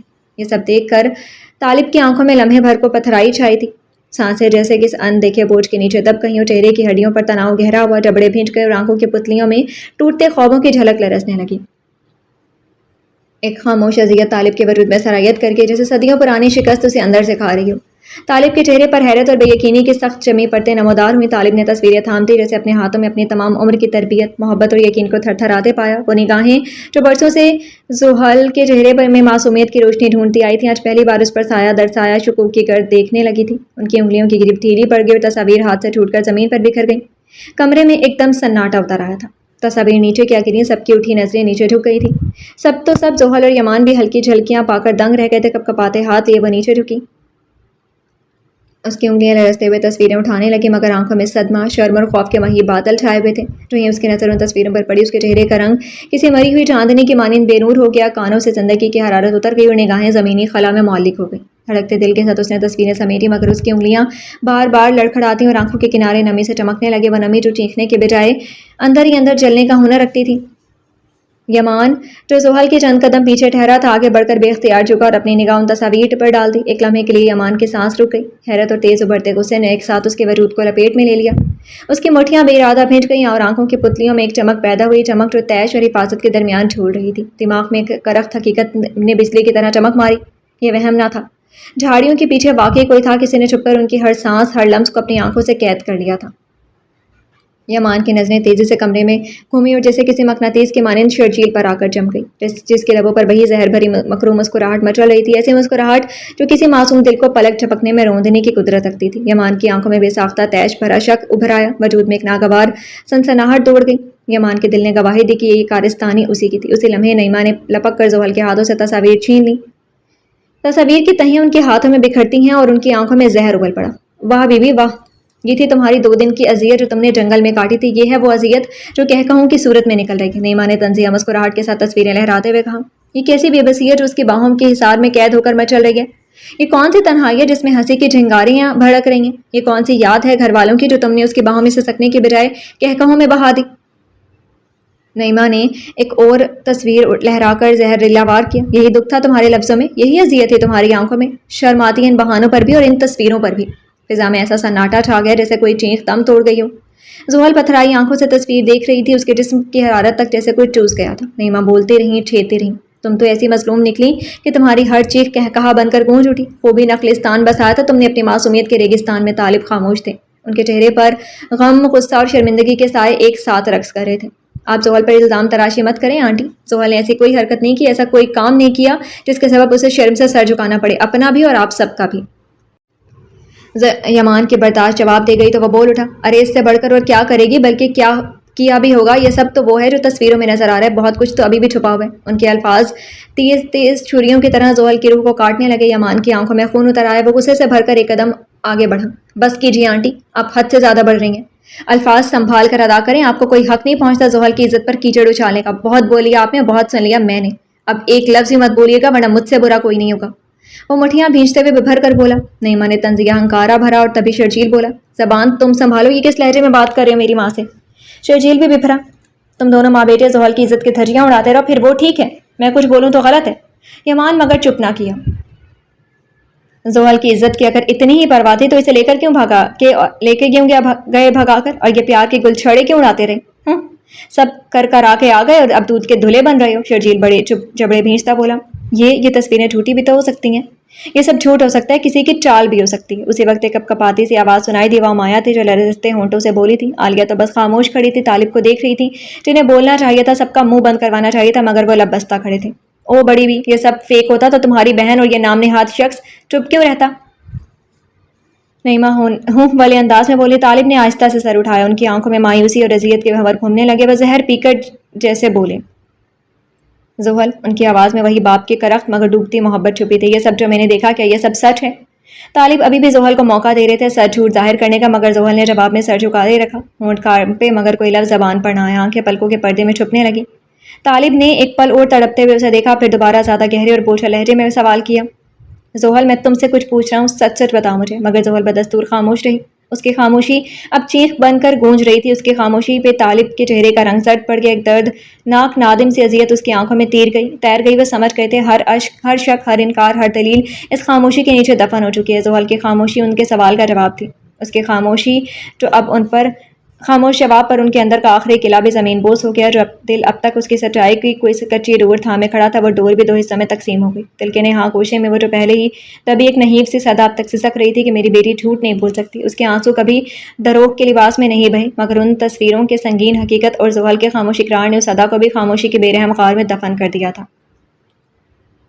فرش پر پڑی تصویریں جیسے لفظوں سے زیادہ بلند چیخیں مار رہی تھی، وہ چیخیں جنہوں نے طالب کے دل کو قائل کر لیا تھا کہ ان کی بیٹی غلطی پر ہے۔ شاید وہ معصوم آنکھیں جھوٹ کی مکار جھلک لے بیٹھی ہیں، اور شاید وہ آنسو جو کبھی ان کے لیے مقدس تھے محض اداکاری کا لباس ہے۔ شرجیل کی لگائی ہوئی اب دل میں جڑ پکڑ چکی تھی، یقین کا سبزہ جھڑ چکا تھا، اب صرف بدگمانی کی بنجر زمین باقی تھی۔ طالب کے روح میں جو بے یقینی کی آخری چنگاری دہک رہی تھی، زحل کے جواب سے اب مکمل بجھ چکی تھی۔ چہرے پر گہری سنجیدگی اور سرد مہری تھی کہ دھند چھا گئی تھی، ایسی دھند جس میں باپ اپنی بیٹی کو گم کرتا ہے۔ ان کے اندر کہیں ایک عظیم شکست نے اپنے پرچم گاڑ دیے تھے، وہ شکست جو باپ کے دل پر اعتبار کے قتل سے نصیب ہوتی ہے۔ دیکھ لیا آپ نے، اپنے کرتوتوں سے اب منہ چھپانے کی مہلت بھی نہیں ملی، اس معصومہ کو اپنے کیے سے انکاری بھی نہیں۔ یہ ہوتی ہیں وہ بیٹیاں جن پر ماں باپ آنکھیں بند کر کے بھروسہ کرتے ہیں۔ نعیمہ نے فتح مند انداز میں سر جھٹکا اور زہریلی مسکراہٹ کے ساتھ وار کیا۔ زہر کی سانس جیسے اٹک گئی، ہوا میں ایسا زہر گھل چکا تھا جس نے ہر شے کو ساکت کر دیا تھا، اور یمان کا بس نہیں چلا تھا کہ وہ پورے زمانے کا گریبان چاک کر دے۔ یہ جو راتوں کو جنگل میں چاندنی تلے قسمیں کھانے کا تماشا کیا ہے نا، اب ہم سب اس کا خمیازہ بھگتیں گے۔ ابھی تو تصاویر صرف گھر تک آئی ہیں، محلے میں کس کس کو منہ دکھائیں گے اگر یہ تصاویر جگہ جگہ پھیل گئی تو؟ نعیمہ نے اس پہلو کی طرف توجہ دلائی جس کی طرف کسی کا گمان بھی نہیں تھا۔ زحل نے لرزتے ہونٹوں کے ساتھ مشکل خود کی چیخوں کو سنبھالا، مگر نعیمہ کی زہریلی باتوں نے اس کے حوصلے کو چور کر دیا تھا۔ وہ شدت غم سے لرزتی ہوئی زمین پر بیٹھ گئی تھی۔ یمان نے قدم آگے بڑھایا اور زحل کے پاس بیٹھتا اسے سہارا دیتا بولا، میں قسم کھا کر کہتا ہوں کہ زحل بالکل معصوم ہے۔ اگر میری نیت میں ذرا سا بھی کھوٹ ہوتا تو میں اسے عزت کے ساتھ آپ کے دروازے تک نہ لاتا۔ وہ اس کی معصومیت کی قسم کھانے کو بھی تیار بیٹھا تھا، بلکہ کھا بھی چکا تھا، عزت کے ساتھ۔ اور یہ پھولوں کے تحفے ہیں، یہ باہوں میں باہیں ہیں، بیچ راہ باندھے گئے محبت کے وعدے، ان سب کی کیا توجیہ ہے؟ ہائے، ہم تو کسی کو منہ دکھانے کے قابل نہیں رہیں گے۔ نعیمہ نے تنزن آنکھیں گھما کر کہا اور بینڈ ڈال دیا، اگر عزت کی اتنی ہی پرواہ ہے آپ کو تو پہلے اپنے بیٹے کو دوسروں کی عزت کرنا سکھائیں، جس نے اپنے ہی گھر کی بیٹی کو ایک جانور کے ہاتھ سونپا، اور پھر جب وہ اس کی قید سے فرار ہوئی تو ہماری تصاویر اتار لیں تاکہ گھر کی لڑکی کو سب کے سامنے سر عام بدنام کر سکیں۔ شرم آپ کو ہم پر نہیں، اپنے بیٹے اور اس کے کرتوتوں پر آنی چاہیے۔ اگر اسے اچھے برے کی سیکھ دی ہوتی آنٹی تو آج یہ تماشا کھڑا نہ ہوتا، جہاں کچھ نہ کر کے بھی ہم سب شرم سے سر جھکائے ہوتے۔ یمان نے بھی نعیمہ کو منہ توڑ جواب دے رہا تھا، کیا کہا تم نے؟ دیکھ رہے ہو ظہیر، دیکھ رہے ہو سبتین کیسے تم لوگوں کی ماں کی تربیت پر انگلی اٹھا رہا ہے، یہ باہر کا لڑکا۔ نعیمہ جذباتی ڈرامے بازی پر اتری، سب کچھ سامنے ہے یمان صاحب، اس لیے تم میری ماں یا میرے بھائی کو کوئی الزام نہ ہی دو تو بہتر ہے۔ میری ماں کی زبان بھلے تلخ سی، مگر وہ خود سے کوئی الزام تراشی نہیں کری، انہوں نے وہی کہا ہے جو سنا اور دیکھا ہے۔ سبتین ماں کی حمایت میں جب آگے بڑھ کر بولا تو زحل اور امایا کو لگا جیسے آسمان دھڑام سے ان کے وجود پر گرا ہو۔ سبتین، امایا کی زبان لڑکھڑائی، آپ بھی؟ اس کی آواز اتنی تھی کہ وہ خود ہی سن نہ پائی۔ اسے سبتین سے اس سب پر یقین کرنے کی امید نہیں تھی، مگر آخر کو وہ نکلا بھی واقعی سب جیسا ہی، اور وہ سبتین سے کیا گلا کرتی جب اس کا اپنا باپ بھی بے یقین ہوا بیٹھا تھا۔ بہت بول لیا تم نے لڑکے، اور بہت سن لیا ہم نے، اب تم اپنا دوغلا وجود سمیٹو اور نکلو یہاں سے۔ نہ اب ہمیں تمہاری جھوٹی گواہیوں کی ضرورت ہے، نہ مزید کسی تماشے کی چاہ رکھتے ہیں۔ چپ کھڑے ظہیر بھی بولے، سب اپنے اپنے لفظوں سے زحل اور یمان کو جھوٹا ظاہر کر رہے تھے، مگر یمان اٹھا اور آگے بڑھا اور لپک کر شرجیل کا گریبان پکڑ لیا۔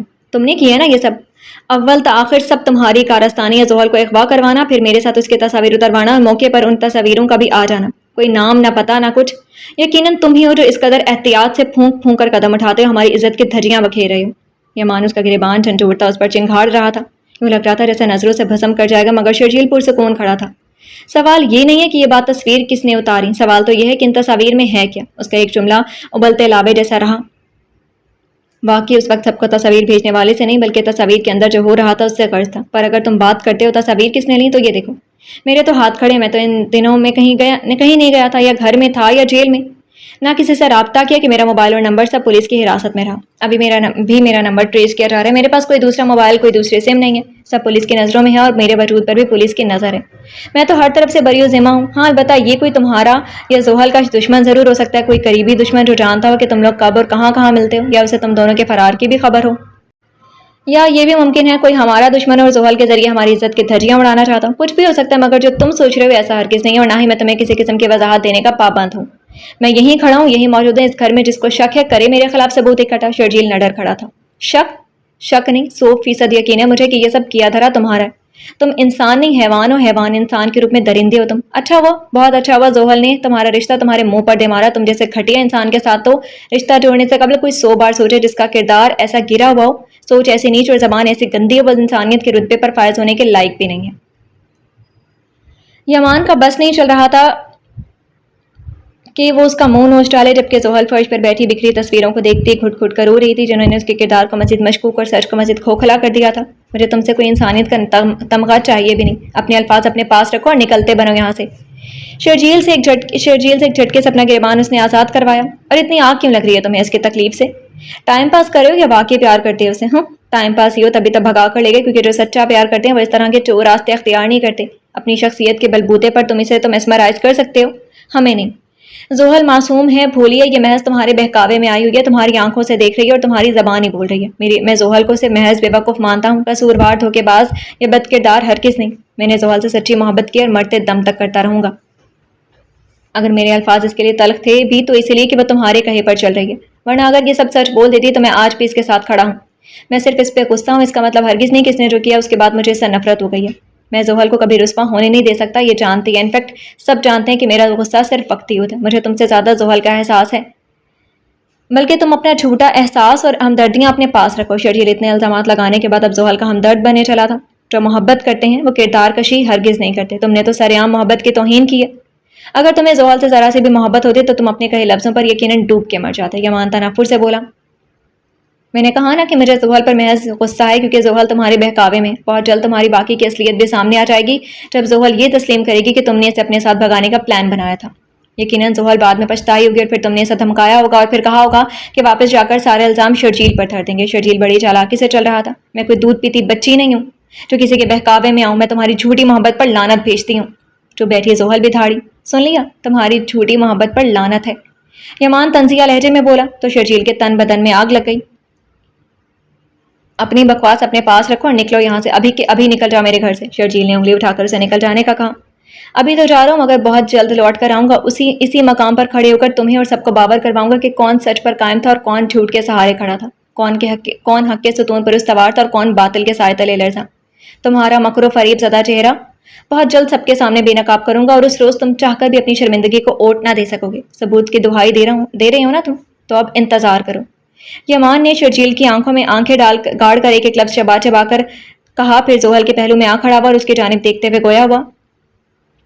और रही बात प्यार की, तो हाँ करता हूँ मैं जोहल से प्यार। मोहब्बत है ये मेरी, और मैं अपनी मोहब्बत को इस मुश्किल घड़ी में लावारिस नहीं छोड़ूंगा।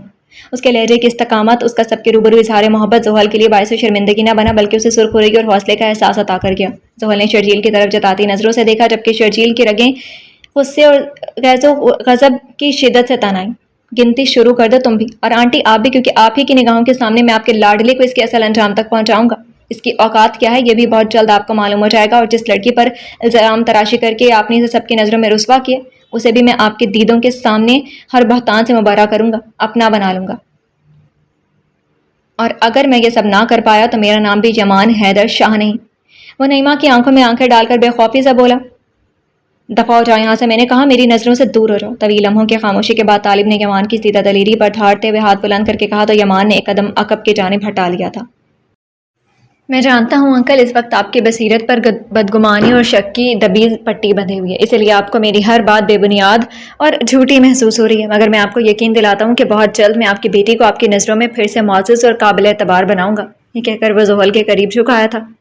ہم نے جنگل میں 2 دن کیسے گزارے ہیں تم جانتی ہو نا زحل؟ وہ زحل کے نم آنکھوں میں ڈوبتا ہوا گویا ہوا۔ تکلیف اس کی آواز میں چھپی تھی، مگر ابھی وہ اس کے آنسو نہ پون سکتا تھا۔ ہم نے ہنستے، مسکراتے، کھیلتے اور گھومتے ہوئے ان کٹھن لمحات کو عبور کیا، کیونکہ ہم نے یہ سیکھ لیا تھا کہ جب زندگی مشکلات کے اندھیروں میں ڈوبنے لگے تو رونے اور گھٹنے سے نہیں بلکہ ہنس کر، ہمت باندھ کر ان کا سامنا کرنا چاہیے، ورنہ ہر لمحہ سہانے روح بن جاتا ہے۔ ابھی تمہیں اسی سبق کے ساتھ آگے بڑھنا ہے۔ تمہیں حالات کے سامنے جھکنا نہیں بلکہ ان کا مردانہ وار مقابلہ کرنا ہے، صبر، ضبط اور یقین کے ساتھ کہ ایک روز میں تم پر ٹوٹنے والے ہر ظلم کا حساب لوں گا اور تمہیں تمہارے اصل مقام پر سرفراز کر کے کھڑا کروں گا۔ وہ عہد کر رہا تھا۔ زحل اس کی ہر بات کو دل کی گہرائیوں میں اتارتی جا رہی تھی، اس کے لہجے کی سچائی پر ایمان باندھتی جا رہی تھی۔ ارے بھائی، کون سے ظلم کیا ہم نے اس پر؟ ہم نے تو ہمیشہ اس کا بھلا چاہا ہے۔ نعیمہ جن کی رگوں میں سب سے زیادہ ظلم کی زہریلی گردش تھی، بات برداشت نہ کر سکیں اور زہر اگلنے لگی۔ بھلا؟ یمان نے طنزیہ ہنکارا بھرتے ہوئے بلند آواز میں دہرایا اور اپنی جگہ سے اٹھ کھڑا ہوا۔ سب سامنے آ جائے گا آنٹی کہ کون ظالم تھا اور کون مظلوم۔ میری شکل غور سے دیکھ لیں، بھولیے گا مت مجھے۔ میں یمان حیدر شاہ ہوں، اپنے ساتھ غلط کرنے والوں کو تو چھوڑ دیتا ہوں، مگر اپنوں کے ساتھ غلط کرنے والوں کو ہرگز نہیں بخشتا۔ میں بدلہ ضرور لیتا ہوں اور میں لوں گا۔ زحل کے ساتھ کی ہر زیادتی کا بدلہ لوں گا۔ یہ میرا خود سے، زحل سے اور ہر اس شخص سے وعدہ ہے جس نے میرا اور زحل کا اعتبار کیا۔ یمان اپنے منہ پر ہاتھ پھیرتا زحل کو نظروں ہی نظروں میں اپنے ساتھ کا بھرپور یقین دلاتا دروازے کی طرف بڑھا اور دہلیز پار کر گیا۔ یمان جب اس ہنگامہ خیز روز و شب کے بعد گھر پہنچا تو گھر کی فضا میں ایک عجیب قسم کی تلخی اور شکستہ خاموشی رچی ہوئی تھی۔ وہ تمام تماشا جو زحل کے گھر درج آیا کیا تھا، جھوٹے الزامات، کردار کشی اور الزام در الزام کا طوفان، وہ سب اسے مکان کی دیواروں سے ٹکرا کر گونج رہا تھا۔ زحل پر وہ تہمتیں تھوپی گئی تھی جن کی سنگینی دل کو چھلنی کر دینے والی تھی۔ شرجیل اور اس کی ماں نے انتہائی مکاری سے ایک ایسا جال بنا تھا جس میں زحل کی معصومیت کو روندنے کی پوری تدبیر کی گئی تھی۔ دکھ کی انتہا یہ تھی کہ زحل کا باپ، وہ شخص جس کی نظر میں بیٹی کی عصمت ایک دن کا چراغ بھی نہ ٹھہری، ان جھوٹے الزامات پر ایمان لے آیا تھا۔ یمان کے دل میں درد اور بے بسی کی ایک آگ بھڑک رہی تھی، اندر ہی اندر اس کا وجود پگھلنے لگا تھا۔ صبح سے اس کا منتظر عریب اس کی حالت شکستہ کو بھانپ چکا تھا، مگر پھر بھی فوراً دریافت کرنے لگا۔ سب ٹھیک رہا یا نہیں؟ یمان نے کرب سے لب بھینچتے ہوئے سر جھکایا۔ کچھ بھی ٹھیک نہیں رہا عریب، کچھ بھی نہیں۔ وہ ٹوٹے ہوئے لہجے میں بولا۔ یعنی سب نے تم دونوں کو غلط ہی سمجھا؟ عریب کو دلی افسوس ہوا، پھر جیسے برسوں کی خاموشی ایک لمحے میں ٹوٹ گئی ہو۔ یمان نے ٹوٹے ٹوٹے الفاظ میں سارا حال کہہ سنایا، ہر الزام، ہر تانا، ہر دردیدہ دہنی کا نقشہ کھینچ کر ایک رکھ دیا۔ عریب کی آنکھوں میں غصے کی سرخی ابھر آئی۔ عریب نے یمان کی بات سنی تو اس کا چہرہ خیز و غضب سے سرخ ہو گیا تھا۔ یمان، یہ ظلم کیسے سہ سکتے ہو تم؟ کس بنیاد پر تم پر اور زحل پر اتنے گھناؤنے الزامات دھر دیے گئے؟ کیا کوئی انسان اس قدر اندھا بھی ہو سکتا ہے کہ اپنی بیٹی کی پاک دامنی پر سوال اٹھائے، بغیر لمحہ بھر نہ سوچے؟ وہ تیز قدموں سے کمرے میں چکر کاٹتے ہوئے بولا۔ یمان خاموشی سے دیوار پر نظریں جمائے بیٹھا رہا، اس کی انگلیاں مٹھیاں بن بن کر کھل رہی تھی۔ عریب ان لوگوں کے نزدیک شک ایک دلیل بن چکے، ان کے دلوں پر حسد اور فریب کی اتنی دبیز تہ چڑھ چکی ہے کہ سچائی ان کے سامنے محض ایک وہمہ معلوم ہوتی ہے۔ میں چینک کر بھی سچ بولوں تو وہ اسے جھوٹ کی بازگشت سمجھیں گے۔ میری صفائیاں ان کے لیے جرم کی علامت بن چکی ہیں۔ چند لمحوں بعد وہ بولا تو لہجہ بوجھل مگر عزم سے لبریز تھا۔ مگر یمان، ہم خاموش نہیں رہ سکتے۔ یاد رکھو، ہمارے پاس بھی حقیقت ہے، ثبوت ہیں۔ تم تو یونیورسٹی سے سیدھا گھر اور پھر دفتر گئے تھے۔ دفتر کی CCTV فوٹیج موجود ہے، ہر لمحہ ریکارڈ ہوا ہے۔ ہم یہ سب ثابت کر سکتے ہیں، اور سب سے بڑی دلیل یہ ہے کہ تمہارا کردار تمہاری سب سے بڑی گواہی ہے۔ تم نے ہمیشہ عزت کا دامن تھاما ہے، کیا ہم یہ سب ضائع ہونے دیں گے؟ اس نے مٹھیاں بھینچتے ہوئے کہا۔ عریب کو اندازہ تو ہو گیا تھا یمان کا حال دیکھ کر، مگر اسے یہ نہیں معلوم تھا کہ وہ لوگ اس قدر گر جائیں گے، ایسے ایسے الزامات تراش ڈالیں گے۔ نہیں عریب، یہ کافی نہیں ہے۔ ان کے بقول یہ ممکن ہے کہ میں زحل کو کسی اور جگہ ٹھہرا کر خود دفتر چلا گیا ہوں۔ ان کے اذہان میں شکوک نے ایسی جڑ پکڑ لی ہے کہ سچائی ان کے لیے اب صرف ایک کہانی بن گئی ہے جس پر یقین کرنا ان کی توہین محسوس ہوتی ہے۔ ثبوت اور گواہی ان کے لیے کب معنی رکھتی ہے عریب؟ جب فیصلے پہلے ہی دلوں پر صادر ہو چکے ہوں تو دلیلیں محض شور بن جاتی ہیں۔ یمان نے تھکے ہوئے انداز میں سر جھکاتے ہوئے کہا۔ تو پھر کیا کرو گے یمان؟ خاموش بیٹھے رہو گے؟ عریب نے تڑپ کر کہا تھا۔ نہیں، خاموشی اب میرا ہتھیار نہیں بلکہ صبر میرا زہر بن چکا ہے۔ میں پل پل ثبوت اکٹھے کروں گا، ہر جھوٹ کے جواب میں ایک سچ کا پتھر جوڑوں گا۔ میں وہ دن ضرور لاؤں گا جب ان کے پاس اپنے الفاظ چاٹنے کے سوا کوئی چارہ نہیں ہوگا۔ وہ دھیرے سے بولا۔ یعنی انہی کیا کی بے بنیاد کہانیوں کے آگے ہم یوں ہی سر چکا دیں؟ ہمارے پاس مزید 2 گواہ بھی موجود ہیں. ہم آج بھی یہ ثابت کر سکتے ہیں کہ تم دونوں بے گناہ ہو. یہ معاملہ اب کسی جنگ سے کم نہیں اور ہم یہ جنگ جیت سکتے ہیں. عریب نے غصے سے سر پکڑ لیا اور کراہ کر بولا، نہیں عریب، اس وقت ہماری ہر گواہی بیکار ہے. ہر گواہ جھوٹا نظر آئے گا اور صرف ماس اور ڈرائیور کی زبانی گواہی کافی نہیں. میں اس وقت تک کوئی زبانی کلامی بات نہیں کروں گا جب تک ان کی ہر سازش کا پردہ اپنے ہاتھوں سے نہ چاک کروا لوں. اس لیے اب میں اس گھر میں قدم اس وقت رکھوں گا جب میرے اور زحل کے خلاف اٹھنے والی ہر انگلی ٹوٹ کر رہ جائے گی، جب میری موجودگی وہاں کسی جرأت تان سے محفوظ رہے گی. میں اب تبھی وہاں جاؤں گا جب میرے پاس آغاز سے انجام تک ایسی ناقابل تردید شہادتیں ہوں کہ انکار کرنے والے اپنی آنکھوں پر خود لعنت بھیجیں. اب میرا لوٹنا ایک فیصلہ کن لمحے سے مشروط ہے، ایسا لمحہ جب سچائی دھوکے کو روند کر گزر جائے گی. یمان کی آنکھوں میں ایک عجیب سی سرد مہری اتر آئی. اس نے گہری سانس لیتے ہوئے مستحکم لہجے میں کہا. عریب نے گہری خاموشی میں یمان کا چہرہ دیکھا، وہ چہرہ جس پر اب مایوسی یا شکست کا کوئی نشان نہیں تھا، بلکہ فولاد جیسے استقامت کی ایک چمک ابھر آئی تھی. یمان اب محض زحل کی سچائی کا علمبردار نہ تھا بلکہ اپنی عزت اور اپنے یقین کا سپاہی بھی بن چکا تھا. چاہے رات کی کتنی ہی گھپ اندھیری کیوں نہ ہو جائے، سچائی کی کرن ضرور طلوع ہوگی. ہم یہ جنگ جیتیں گے، اپنے وقار کی، اپنی عزت کی، اپنی سچ کی. میں تمہیں اکیلا نہیں چھوڑوں گا، یہ وعدہ ہے میرا. یمان نے پہلی بار عریب کی طرف دیکھا، ایک گہری ممنونیت بھری نگاہ، اور پھر سر ہلا دیا. کمرے میں چند لمحوں کے لیے خاموشی چھا گئی، مگر وہ خاموشی ہار کی نہیں، کسی بڑے طوفان سے پہلے کا ٹھہراؤ تھا. گھر کا ماحول ایک ایسے مہیب سناٹے اور ناگفتہ بے کشیدگی میں ڈوبا ہوا تھا جس نے دیواروں تک کو بے جان کر دیا تھا. رنج و الم کی دھواں دھواں کیفیت چار سو پھیلی ہوئی تھی. پہلی افطاری کی شب تھی جو عموماً مسرت و شادمانی کی پیامبر ہوا کرتی ہے، مگر آج اس مکان کی فضاؤں میں ایک عجیب سی ویرانی اور افسردگی راج کر رہی تھی. ہر فرد نے گویا غم اور تنہائی کو اپنے اپنے دامن میں سمیٹ دیا تھا. کوئی اپنے حجرے میں تنہا روزہ افطار کر رہا تھا، کوئی صحن کے کسی کونے میں خاموش بیٹھا ہوا اپنے حصے کا نوالا چبا رہا تھا. اجتماعی دسترخوان جو ہمیشہ خلوص اور محبت کی خوشبو سے مہکتا تھا آج بے حد سونا اور اجڑا لگ رہا تھا. شام تھی، ڈھل گئی اور عشاء کا وقت قریب چلا آیا. طالب جو اس گھر کا اہم رکن تھے آج افطاری کے وقت بغیر موجود رہے. انہوں نے نہ صرف افطاری باہر کی تھی بلکہ تاحال واپسی کا راستہ بھی نہ لیا تھا. ان کی غیر حاضری میں ایک عجیب سا خلا گھر کے ماحول پر چھایا ہوا تھا. زحل، عالیہ اور امایہ نے خود کو اپنے کمروں تک محدود کر لیا تھا. وہ بخوبی جانتی تھی کہ اگر وہ ذرا بھی باہر قدم نکالتی تو نعیمہ کی زہر افشانی ان کے زخموں پر مزید نمک چھڑکتی. نعیمہ کی تند و تیز زبان ان کے خاموش آنکھوں کو دیکھ کر اور بھی زیادہ زہر اگلنے لگتی تھی، اسی لیے سہمی ہوئی ارواح کی مانند وہ اپنے اپنے گوشوں میں سمٹی ہوئی تھی. زحل اپنے نیم روشن کمرے میں گہرے صدمے کی کیفیت میں ڈوبی بیٹھی تھی. آنکھوں میں ایک ادھوری چیخ اور دل میں ایک انکہی فریاد دبائے وہ اپنے وجود پر بیتنے والی قیامت کو سہ رہی تھی. اس کے لب تھر تھرا رہے تھے مگر کوئی شکایت زبان پر نہ آ رہی تھی. دکھ اور ندامت کی ملی جلی کیفیت نے اس کی روح کو گویا مفلوج کر دیا تھا. امایہ اور عالیہ بھی اس کے پاس موجود تھیں، بس وہی تو تھیں جو اس کے ساتھ تھی، باقیوں نے تو اسے اکیلا چھوڑ دیا تھا. بابا نے ایسا کیوں کیا آپی؟ کیوں میرا یقین نہ کیا آپی؟ کیا میں بابا کی نگاہ میں اتنی حقیر اور ناقابل اعتماد ہو گئی کہ میری بات کو رد کر کے اپنے بھتیجے کی جھوٹی گواہی پر ایمان لے آئے؟ ڈر تھا آپی، مجھے اسی بات کا ڈر تھا، مگر میں بارہا خود کو کہتی رہی کہ نہیں، بابا ہیں وہ میرے، بیٹی ہوں میں ان کی، بھلا کیوں کر یقین کریں گے وہ؟ مگر میں غلط تھی آپی، میں غلط تھی. زحل پھوٹ پھوٹ کر رو پڑی.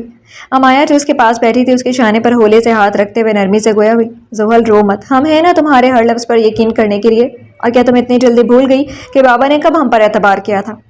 تم یہ کیوں سوچتی ہو کہ آج ان کا تم پر یقین نہ کرنا کوئی انوکھی بات ہے؟ وہ تو ہمیشہ سے انہی کے ساتھ مخلص رہے ہیں. تمہارا ہمارا سب کا یہی ایک تو اختلاف رہا ہے ہمیشہ کہ انہوں نے ہمیشہ ان کی سنی، ان کی مانی. امایہ اس کا غم ہلکا کرنا چاہ رہی تھی. آپی تمہیں اتنا یقین کیسے ہے مجھ پر؟ جہاں اس کا باپ بھی ڈگمگا گیا وہاں ماں اور بہن سیدھی کھڑی تھی، کیسے؟ زحل گو کہ تم نے واقع بہت کچھ ہم سے چھپایا، مگر پھر بھی سن لو، نہ میں اور نہ امی کبھی تم پر شک کریں گی، نہ الزام تراشی. ہمارا ایمان ہے کہ تم سچائی کی مجسم تصویر ہو. ہم جانتے ہیں کہ تم وہ جرم ہرگز نہیں کر سکتی جس کا تم پر الزام دھرا جا رہا ہے. تمہاری آنکھوں میں چھپی سچائی کی لو ہمارے لیے کافی ہے. امایہ نے اس کی سرد انگلیوں کو تھامتے ہوئے کہا. امی آپ نے بھی ایک بار بھی مجھ سے رخ نہیں پھیرا. وہ اب کے سامنے بیٹھی ماں سے مخاطب ہوئی. زحل میری جان، ماں کی آنکھیں کبھی دھوکہ نہیں کھاتی. میں جانتی ہوں کہ تمہارا دل پاک ہے، تمہاری نیت بے داغ ہے. اگر دنیا کے سارے چراغ بجھ جائیں تب بھی میرا یقین تم پر ٹمٹماتا رہے گا. میری بچی، رب نے مجھے واپس لوٹا دی، میرے لیے یہی کافی ہے. شکر ہے اس پاک ذات کا جس نے تمہیں محفوظ رکھا. عالیہ اس کے سر پر ہاتھ رکھتی اپنی دھیمی اور شفیق آواز میں بولی. لیکن امی کب تک میں اس بدگمانی کے اندھیرے میں اپنی بے گناہی کے چراغ تھامے بیٹھی رہوں گی؟ کیا میرا سچ کبھی روشنی بن کر سب کے سامنے نہیں آئے گا؟ زحل نے ٹوٹے لہجے میں پوچھا. یہ سب وقتی ہے زحل، ہر ظلم کی عمر محدود ہوتی ہے. سچائی کو دبایا جا سکتا ہے، مٹایا نہیں جا سکتا. ایک دن آئے گا جب تمہارا سچ آفتاب کی طرح پوری آب و تاب سے چمکے گا، جب تب تمہیں کوئی صفائی پیش کرنے کی ضرورت نہ ہوگی، بلکہ تمہاری خاموشی ہی دلیل بن جائے گی۔ عالیہ اسے حوصلہ اور یقین فراہم کر رہی تھی۔ تینوں امید کی گہری چادر اوڑے ایک دوسرے کی قرب میں بیٹھی تھیں، جیسے اپنے زخموں کی حدت ایک دوسرے کو بانٹ کر کچھ بوجھ ہلکا کر رہی ہوں۔ کمرے میں اداسی کی دبیز فضا چھائی ہوئی تھی، مگر ان کے دلوں میں امید کا ایک ننھا سا چراغ ابھی روشن تھا۔ کیا واقعی یہ اندھیری رات کبھی ختم ہوگی؟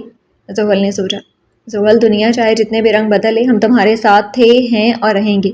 کسی اور کا اعتبار مت دیکھو، ہماری محبت اور بھروسہ کافی ہے۔ تمہاری سچائی ہمارے دلوں میں ایسی جا گزی ہے کہ کوئی فتنہ، کوئی الزام اسے متزلزل نہیں کر سکتا۔ امایا نے زحل کا ہاتھ اپنے ہاتھ میں مضبوطی سے لیتے ہوئے نرم مگر دلگیر لہجے میں کہا، لیکن آپی، جب اپنے ہی در پر اجنبیت کا عالم ہو تو حوصلہ کہاں سے آئے؟ وہ بولی۔ جب اپنوں کے درمیان اجنبیت پیدا ہو جائے تب بہن اور ماں کی محبت ڈھال بنتی۔ دیکھو، میں اور امی تمہاری ڈھارس ہیں۔ تم اکیلی نہیں ہو زحل، تمہاری ہر خاموشی کا ہم پر قرض ہے، تمہاری ہر آنکھ سے گرتی بوند ہماری روحوں پر گرتی ہے۔ ہم تمہیں کبھی تنہا نہیں چھوڑیں گے۔ امایا نے اس کے رخسار پر ہاتھ پھیرتے ہوئے بڑی شفقت سے کہا تھا۔ امی، آپ نے ان تصاویر کو دیکھنے کے بعد مجھ سے یہ کیا ایک لمحے کے لیے بھی شک نہیں کیا؟ زحل تصاویر کا ذکر بیچ میں لے آئی۔ میں نے دیکھا زحل، میں نے سب دیکھا ہے، مگر تمہیں کیا لگتا ہے وہ تصاویر تمہاری ماں کے یقین کو توڑ سکتی ہیں یا کھوکھلا کر سکتی ہیں؟ عالیہ نے الٹا اسے جواب طلب کیا۔ وہ لڑکا جو بھی ہے، جیسا بھی ہے، اس سے ہٹ کر میں نے صرف یہ دیکھا اور سنا کہ وہ میری بیٹی کی ڈھال بن کر کھڑا رہا۔ اس نے تمہارے خلاف بولے جانے والے ہر جملے کو رد کیا، ہر الزام کو جھٹلایا۔ اس نے 2 دن میری بیٹی کی حفاظت کی۔ کیا یہ کافی نہیں؟ کافی نہیں کہ وہ تمہیں میرے پاس لایا؟ عالیہ یمان کے خلاف نہ تھی، وہ تصاویر کہیں نہ کہیں باعث شرم ضرور تھی زحل، اور میں بھی تمہارے باپ اور باقی گھر والوں سے اس لمحے نظریں نہیں ملا پائی، مگر ان کے سبب میرا یقین تم پر سے کم ہرگز نہیں ہوگا۔ مگر وہ پل بھر کو ٹھہری۔ مگر کیا وہ واقعی تم سے محبت کا دعوے دار ہے، یا اس نے محض نعیمہ اور شرجیل کو چیلنج کیا؟ مجھے بتاؤ زحل کہ جس طرح وہ تمہارے لیے لڑا اور تمہیں وعدہ سونپ کے گیا، وہ تم سے سچی محبت کرتا ہے؟ عالیہ کو یمان کی آنکھوں میں محبت تو نظر آتی تھی، مگر وہ زحل سے تصدیق چاہتی تھی۔ نہیں امی، ایسا کچھ نہیں ہے۔ وہ جو شاید سچ بتانے کو تھی، دروازے پر کسی کا سایہ پا کر ٹھٹکی۔ کیا وہ اس کا باپ ہے یا کوئی اور اگر باپ ہے تو وہ سچ بول کر باپ کو خود سے مزید دور اور بدگمان نہیں کر سکتی تھی۔ انہوں نے جھوٹ بولا۔ ہاں، جھوٹ ہی بولا ہے، شاید شرجیل کی وجہ سے۔ میں نہیں جانتی مزید کیا مقصد تھا محبت کا جھوٹ گھڑنے کا، مگر اتنا ضرور جانتی ہوں کہ انہوں نے مجھے اپنا اسٹوڈنٹ اور سب سے بڑھ کر لڑکی ذات سمجھ کر انسانیت کے ناطے میری حفاظت کی اور حق سچ کا ساتھ دیا۔ وہ اقرار نہیں کر پا رہی تھی یمان کی محبت کا، کیونکہ اگر دروازے کے باہر باپ تھا تو انہیں یہ یقین بھی تو دلانا تھا کہ جب وہ محبت نہیں کرتا مجھ سے تو مجھے بھگا کر کیوں لے کے جا سکتا تھا، اور اگر وقت گزارا ہے تو وہاں واپس کیوں لایا؟ وہ بس ایک اچھا انسان تھا۔ اور تم، کیا تم محبت کرتی ہیں ان سے؟ اب کی بار امایا نے پوچھا، وہ بھی اس کی محبت کا۔ زحل فوری جواب نہ دے سکی۔ نہیں مجھے وہ اچھے ضرور لگتے ہیں، کیونکہ وہ ہیں ہی اچھے۔ آپ ہی وہ شخص کسے اچھا نہیں لگے گا جس کا ہر اسٹوڈنٹ دیوانہ ہو، جو 2 دن مجھے تحفظ دے۔ وہ میرے فیوریٹ ٹیچر ہیں، بس یہی تکلیف ہے، اس شرجیل کو یہی برداشت نہیں ہوتا تھا اس سے، اور اس نے طرح طرح کے الزام لگا ڈالے میری ذات پر۔ وہ اپنی محبت کا اقرار بھی نہیں کر پائی تھی۔ اور وہ تصاویر میں یمان کی قربت کیا کہتی تھی؟ وہ تو بس مجھے سکھا رہے تھے، زحل نظریں چراتی ہوئی بولی، مگر امایا بغور اسے دیکھ رہی تھی۔ اسے یمان کی محبت سچ لگتی تھی اور زحل کا محبت سے انکار بھی سچا نہیں لگ رہا تھا، جبکہ عالیہ جو زحل پر یقین کیے جا رہی تھی، یمان کی آنکھوں اور لہجے میں تو محبت نظر آتی تھی انہیں، مگر اس کی آنکھوں میں تو بس خوف ہی نظر آ رہا تھا۔ یمان سر، جو یقین اور وعدہ ہمیں دے کر گئے ہیں نا زحل، دیکھنا وہ دونوں پورے ضرور ہوں گے۔ امایا یمان کے دلائے یقین پر مطمئن تھی۔ ہاں زحل، وہ لڑکا اپنی زبان سے پھرنے والا نہیں لگتا۔ ممکن ہے شرجیل کا جھوٹ اور تمہارا سچ وہی گھولے۔ عالیہ نے بھی امایا کی ہاں میں ہاں ملائی۔ وہ جھوٹا ہے امی، وہ سراسر جھوٹ ہے، میں نے کچھ غلط نہیں کیا، میں بے قصور ہوں، میں نہیں بھاگی تھی گھر سے۔ زحل کا دل بھر آیا تو پھر سے رونے لگی۔ میں جانتی ہوں زحل، اپنی ماں کو تمہیں بار بار صفائیاں دینے کی ضرورت نہیں ہے۔ جس بیٹی کو میں نے اپنی گود میں سچائی اور صداقت کی لوریاں دے کر پالا، وہ جھوٹ کیسے بول سکتی ہے؟ شرجیل نے جو کیا اس کے لیے میں اسے ہرگز معاف نہیں کروں گی، تم دیکھنا وہ اپنی کی سزا ضرور بھگتے گا۔ عالیہ کو اس کے آنسوؤں سے تکلیف ہو رہی تھی، وہ رندھی ہوئی آواز میں بولی، بیٹا کبھی کبھی اپنوں کی آنکھوں پر پردہ پڑ جاتا ہے، لیکن ماں کی دعا ہمیشہ اپنی اولاد کے سچ کو چمکاتی ہے۔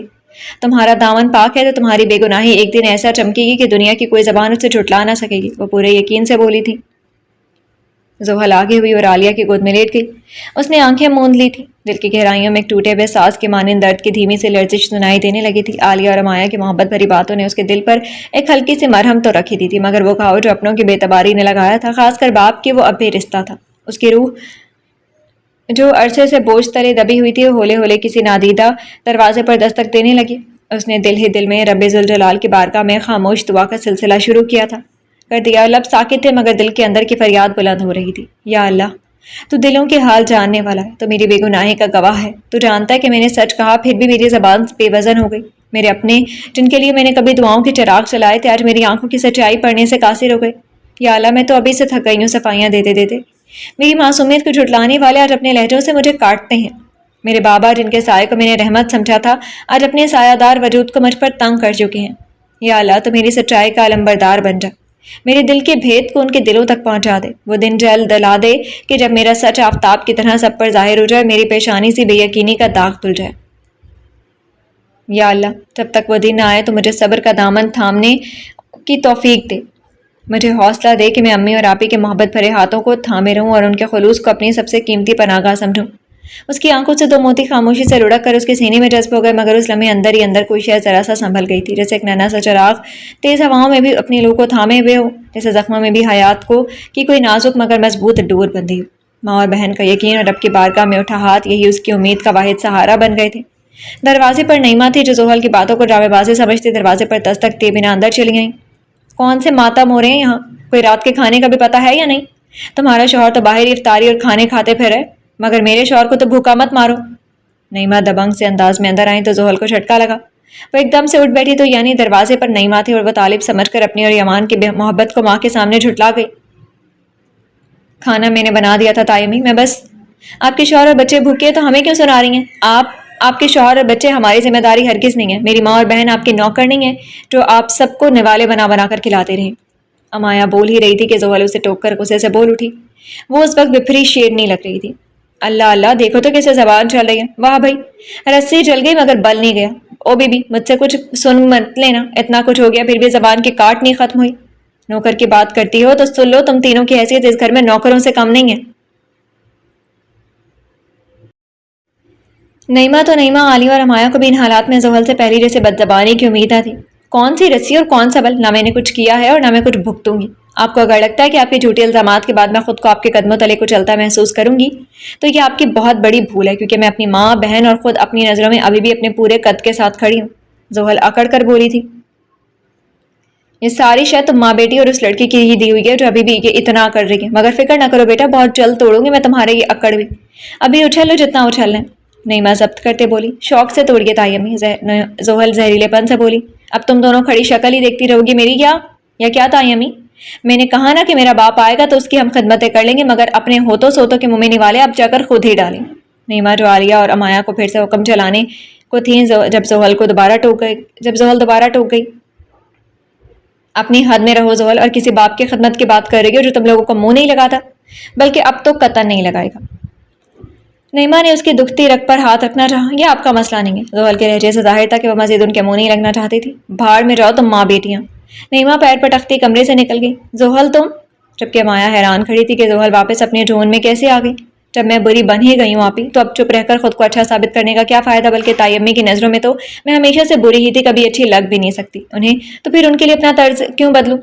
زحل کی بات بھی ٹھیک تھی، میں صرف بابا کے سامنے اپنے سچ کے کھلنے کے منتظر ہوں۔ تائی امی اور باقیوں نے پہلے کون سا مجھے اپنا سمجھا جو اب سمجھیں گی، وہ مزید بولی۔ پر جو تم نے باتیں کی تمہاری تائی وہ تمہارے باپ کو ایک کے دو لگا کر سنائیں گی، بیٹا اس لیے مت الجھا کرو، ان سے کوئی فائدہ نہیں ہے۔ عالیہ بھلے اس وقت نعیمہ اور زحل کے بیچ میں نہیں بولی تھی اور نہ ہی زحل کو ٹوکا، مگر اب سمجھا رہی تھی۔ میں کچھ نہ بھی بولوں تو آپ کو کیا لگتا ہے امی کہ وہ تب بھی چپ رہیں گی، تب بھی خود سے چاڑ لگا کر نہیں سنائیں گی کیا؟ بات اس کی بھی ٹھیک تھی۔ زحل ٹھیک کہہ رہی ہے امی، آج جو کچھ تائی امی نے کر ڈالا ہے اس کے بعد سے تو میرا دل بھی ان کی طرف سے مزید ہرا ہو گیا، نہ جانے اس قدر بے حس کیوں ہے وہ۔ بے حسی کی انتہا کی ہے انہوں نے، ان کی اپنی کوئی بیٹی نہیں ہے نا شاید اسی لیے۔ امایا کا بھی بہت دل کھٹا ہوا تھا نعیمہ کی طرف سے۔ ہوتی تو بھی وہ ایسا ہی کرتی آپی، کچھ لوگ کبھی نہیں بدلتے اور تائی امی انہی لوگوں میں سے ہیں، اور اب آپ دونوں کو کوئی ضرورت نہیں ہے ان کی خدمتیں کرنے کی۔ زحل نے گویا بند لگا دیا کہ وہ یہاں سے نہیں جا سکتی، مگر میں دادی کو تو کھانا دے آؤں زحل۔ امایا کو دادی کی فکر ہوئی۔ دادی کیا ان سے مختلف ہیں آپی؟ انہیں ان سے الگ شمار مت کریں۔ زحل بدگمانی لیے بولی۔ ایسے مت کہو بیٹا، تمہاری دادی نے دن رات تمہارے لوٹنے کی دعائیں کی ہیں، ہر لمحہ پریشان رہی ہیں تمہارے لیے اور ہمیں حوصلہ بھی دیتی رہی ہیں۔ میں جانتی ہوں تمہیں یقین نہیں آئے گا مگر یہی سچ ہے۔ عالیہ زحل کے چہرے پر آنے والی حیرت دیکھ چکی تھی۔ آپ سچ کہہ رہی ہیں؟ اسے واقعی یقین آیا۔ امی سچ کہہ رہی ہیں زحل، تم نے دیکھا نہیں دادی تم سے کس طرح ملی تھی، اور پھر سبتین بھی بہت پریشان رہے۔ امایا نے سبتین کے متعلق بھی بتایا۔ یقین نہیں آتا کیونکہ میں نے یہ سب دیکھا جو نہیں ہے، میں نے تو بس وہی دیکھا جو آج انہوں نے دکھایا۔ دادی نے بھی آخر میں شرجیل کے جھوٹ پر ہی آنکھیں بند کی اور سبتین بھائی انہوں نے بھی آنکھیں پھیر لیں۔ تائی امی اور شرجیل کے الزامات پر یقین کرتے چلے گئے۔ آپ دونوں بھی تو ہیں نا، آخر تک اپنے یقین کو ڈگمگانے نہیں دیا۔ اگر سبتین بھائی اور دادی مجھے دل سے اپنا مانتے ہوتے تو میری بھی سنتے، میرا بھی یقین کرتے۔ اب میں ان کی ان فکروں کا کیا کروں جو ان کی شاکی نظروں کے پیچھے دھندلا گئی ہیں؟ بتائیں کیا کروں ان فکروں کا جو مجھے سچا نہ کہہ سکیں؟ زحل پل بھر کو جو خوش ہوئی تھی ان کی فکروں کا جان کر وہ خوشی سے یہ دکھ نگل گیا کہ آخر کو ساتھ تو انہوں نے باطل کہی دیا۔ اچھا چلو زیادہ مت سوچو اس بارے میں، تمہیں فی الحال ان سوچوں کو ایک طرف رکھتے ہوئے اپنے دماغ کو سکون پہنچانے کی کوشش کرنی ہے۔ 2 دن بہت اذیت جھیل گئے تم نے، اب آرام کا وقت ہے۔ امایا بولی کیسے کروں آرام، کیسے رکھوں ان سوچوں کو ایک طرف؟ یہ سوچیں اور تکلیفیں تو اب تب تک جان نہیں چھوڑیں گی آپ ہی جب تک آپ کی بہن کے ساتھ انصاف نہیں ہو جاتا۔ کیسا آرام؟ کون سا آرام؟ اس کے لیے تو فی الحال بس بے آرام ہی تھے۔ ماں کی گود میں تو سکون پاؤ گی نا بیٹا، آ جاؤ میرے پاس، اپنی طبیعت نہ بگاڑ لینا۔ میں اور امایا ہے نا تمہارے ساتھ، ہم ہمیشہ تمہارے ساتھ کھڑے ہیں، تم اسی سبب تھوڑا پرسکون کر لو خود کو۔ تمہارے بابا بہت جلد تمہارے سر پر شفقت بھرا ہاتھ رکھیں گے، یقین رکھو۔ عالیہ نے اسے بیڈ پر بٹھایا اور پھر اس کا سر اپنی گود میں رکھ کر سہلانے لگی۔ زحل کے لیے بھی کھانا لے آنا امایا، وہ امایا سے بولی۔ مجھے کچھ نہیں کھانا امی، اس نے فوراً انکار کیا۔ تم نے روزہ بھی بس کھجور اور پانی سے افطار کیا ہے زحل، اب کھانا تمہیں کھانا پڑے گا، ورنہ پتہ ہے نا کہ تمہاری ماں کے حلق سے کچھ اترے گا نہیں، نہ تمہاری بہن کی۔ یہ کوئی جذباتی دھمکی نہ تھی، یہ سچ تھا۔ زحل چاہتے ہوئے بھی دوبارہ انکار نہ کر پائی تھی کہ اس کی ماں بہن نے پہلے ہی 2 دن کچھ ڈھنگ سے کچھ کھایا بھی ہوگا، یعنی امایا سر ہلاتی دادی کو کھانا دینے کے گھر سے کمرے سے نکل گئی۔ عشاء کی اذان شروع ہو چکی تھی، عالیہ زبردستی زحل کا کھانا کھلا کر کمرے سے چلی گئی تھی۔ امایا پاس تھی مگر وہ بھی ابھی ہی کسی کام سے گئی تھی، زحل تنہا بیٹھی تھی۔ اسی اثنا میں کمرے کی خاموش فضا کو مؤذن کی پرسوز آواز نے چیر ڈالا۔ اذان کی صدا پورے گھر میں گھومنے لگی۔ اللہ اکبر، اللہ اکبر۔ وہ آواز جو صدیوں سے شکستہ دلوں کا سہارا بنتی آئی تھی اب زحل کے دل کی نازک دیواروں سے بھی ٹکرا رہی تھی۔ زحل نے لرزتے ہوئے ہاتھوں سے اپنے آنسو پونچھے اور گویا کسی نادیدہ طاقت سے کھینچی ہوئی خاموشی سے جائے نماز بچھا دی۔ فرش خاک پر وہ جیسے پوری دنیا سے کٹ کر رہ گئی تھی۔ اس نے کانپتے لبوں سے تکبیر کہی اور نماز ادا کرتی سجدے میں گر گئی۔ یہ کوئی عام سجدہ نہ تھا، یہ سجدہ ایک ٹوٹے ہوئے دل کی خاموش چیخ تھی۔ یہ سجدہ ایک بے بس بیٹی کی آخری پناہ گاہ تھی۔ یہ سجدہ ایک ایسی صدا تھی جو الفاظ کی محتاج نہ تھی۔ اس سسکیوں کے درمیان دل ہی دل میں اپنے رب کے حضور گڑ گڑانے لگی۔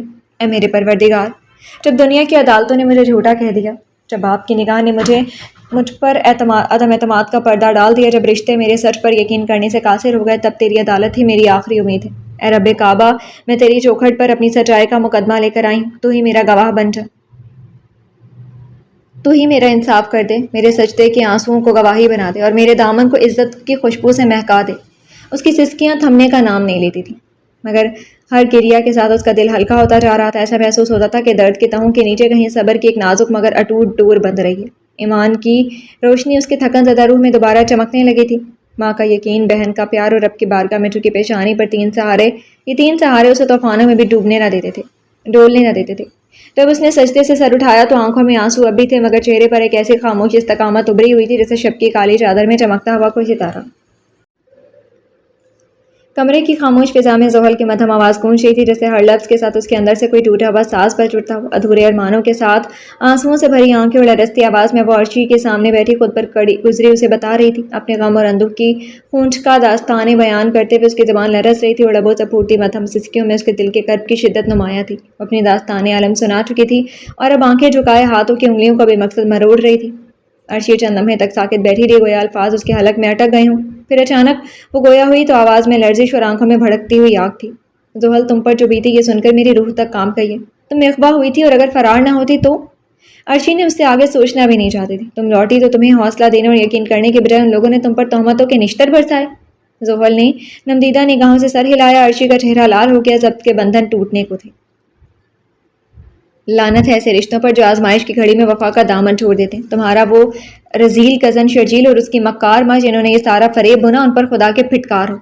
شرجیل جیسے کمینے انسان پر تو زمین بھی لعنت بھیجے۔ میں نے جانا تھا کہ وہ گھٹیا ہے، مگر یہ اندازہ نہ تھا کہ اس قدر رذالت پر اتر آئے گا۔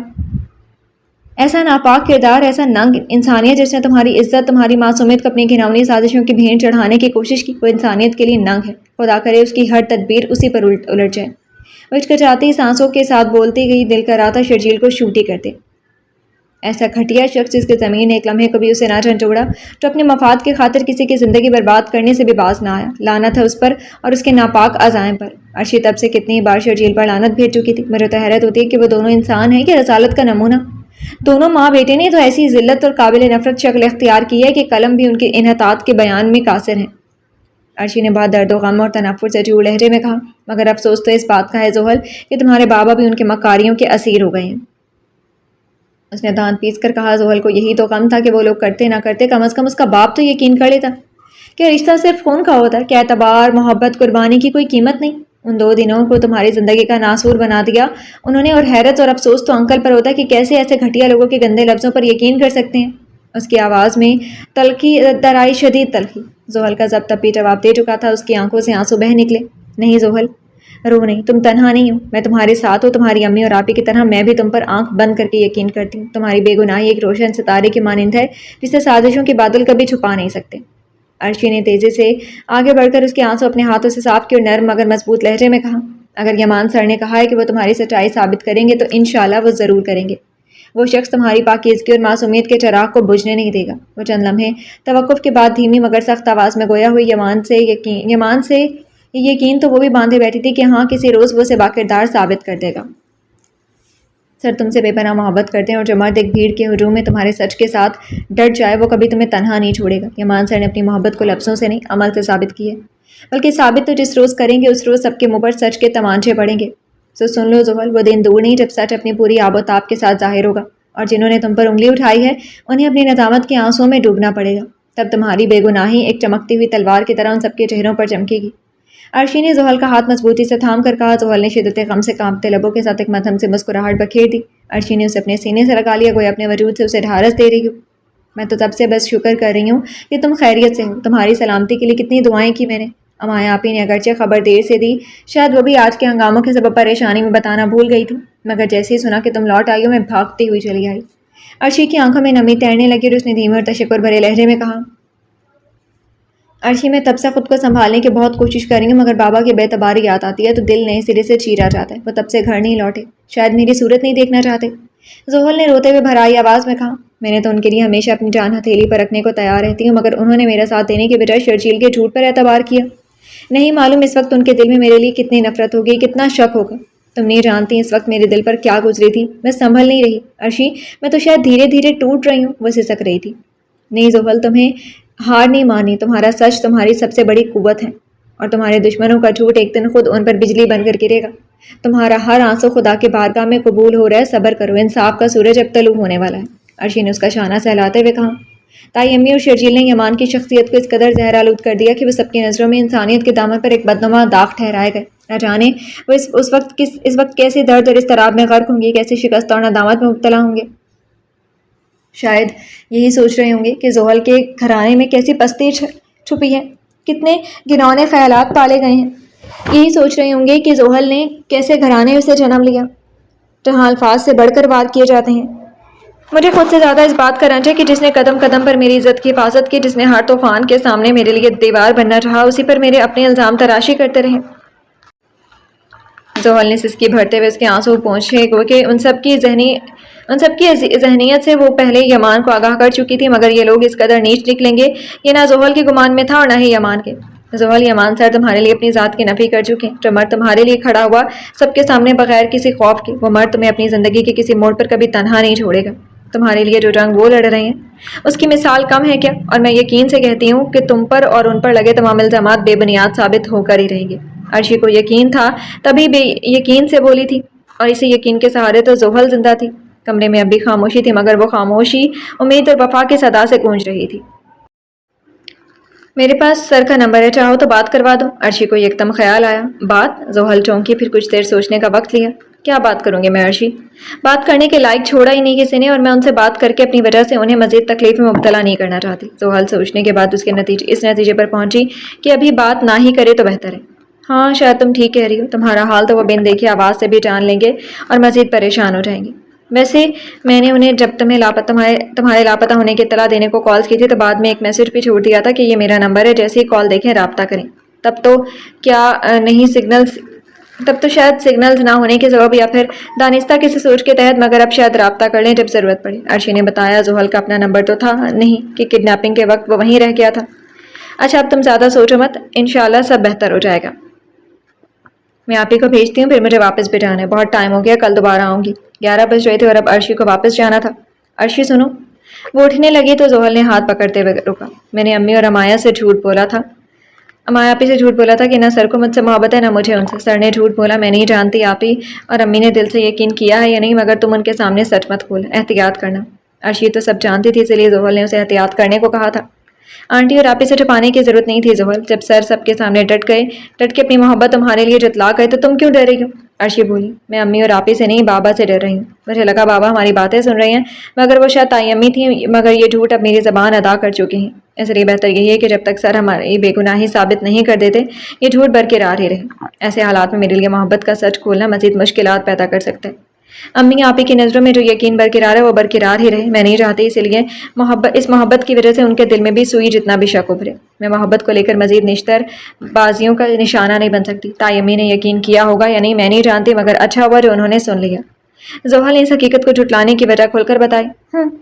ویسے ٹھیک ہی کیا تم نے، ان حالات میں کچھ حقیقتوں کا چھپے رہنا ہی بہتر ہے، خاص کر تب تک جب تک تم اور سر بری و ذمہ نہیں ہو جاتے۔ عرشی کو بھی سب جاننے کے بعد یہی ٹھیک لگا تھا۔ سحری کی مدھم ساعتوں میں جب گھر کی فضا میں خاموشی بھی ایک بوجھ کی مانند منڈلا رہی تھی، تب دسترخوان پر وہی کل کی مانند ترتیب دی گئی تھی۔ اشیاء خورد و نوش سجی ہوئی تھی، مگر اس بار سالن کی تبدیلی تھی، آج گوشت کی جگہ ایک گھریلو سی مکس دال نے لی تھی۔ دہی، انڈے، چائے، اچار، پراٹھے اور دال سب کچھ اپنی جگہ پر موجود تھا، مگر موجود نہ تھی تو صرف زحل۔ گھر کی فضا کل سے بھی زیادہ سوگوار اور گہری اداسی کی لپیٹ میں تھی۔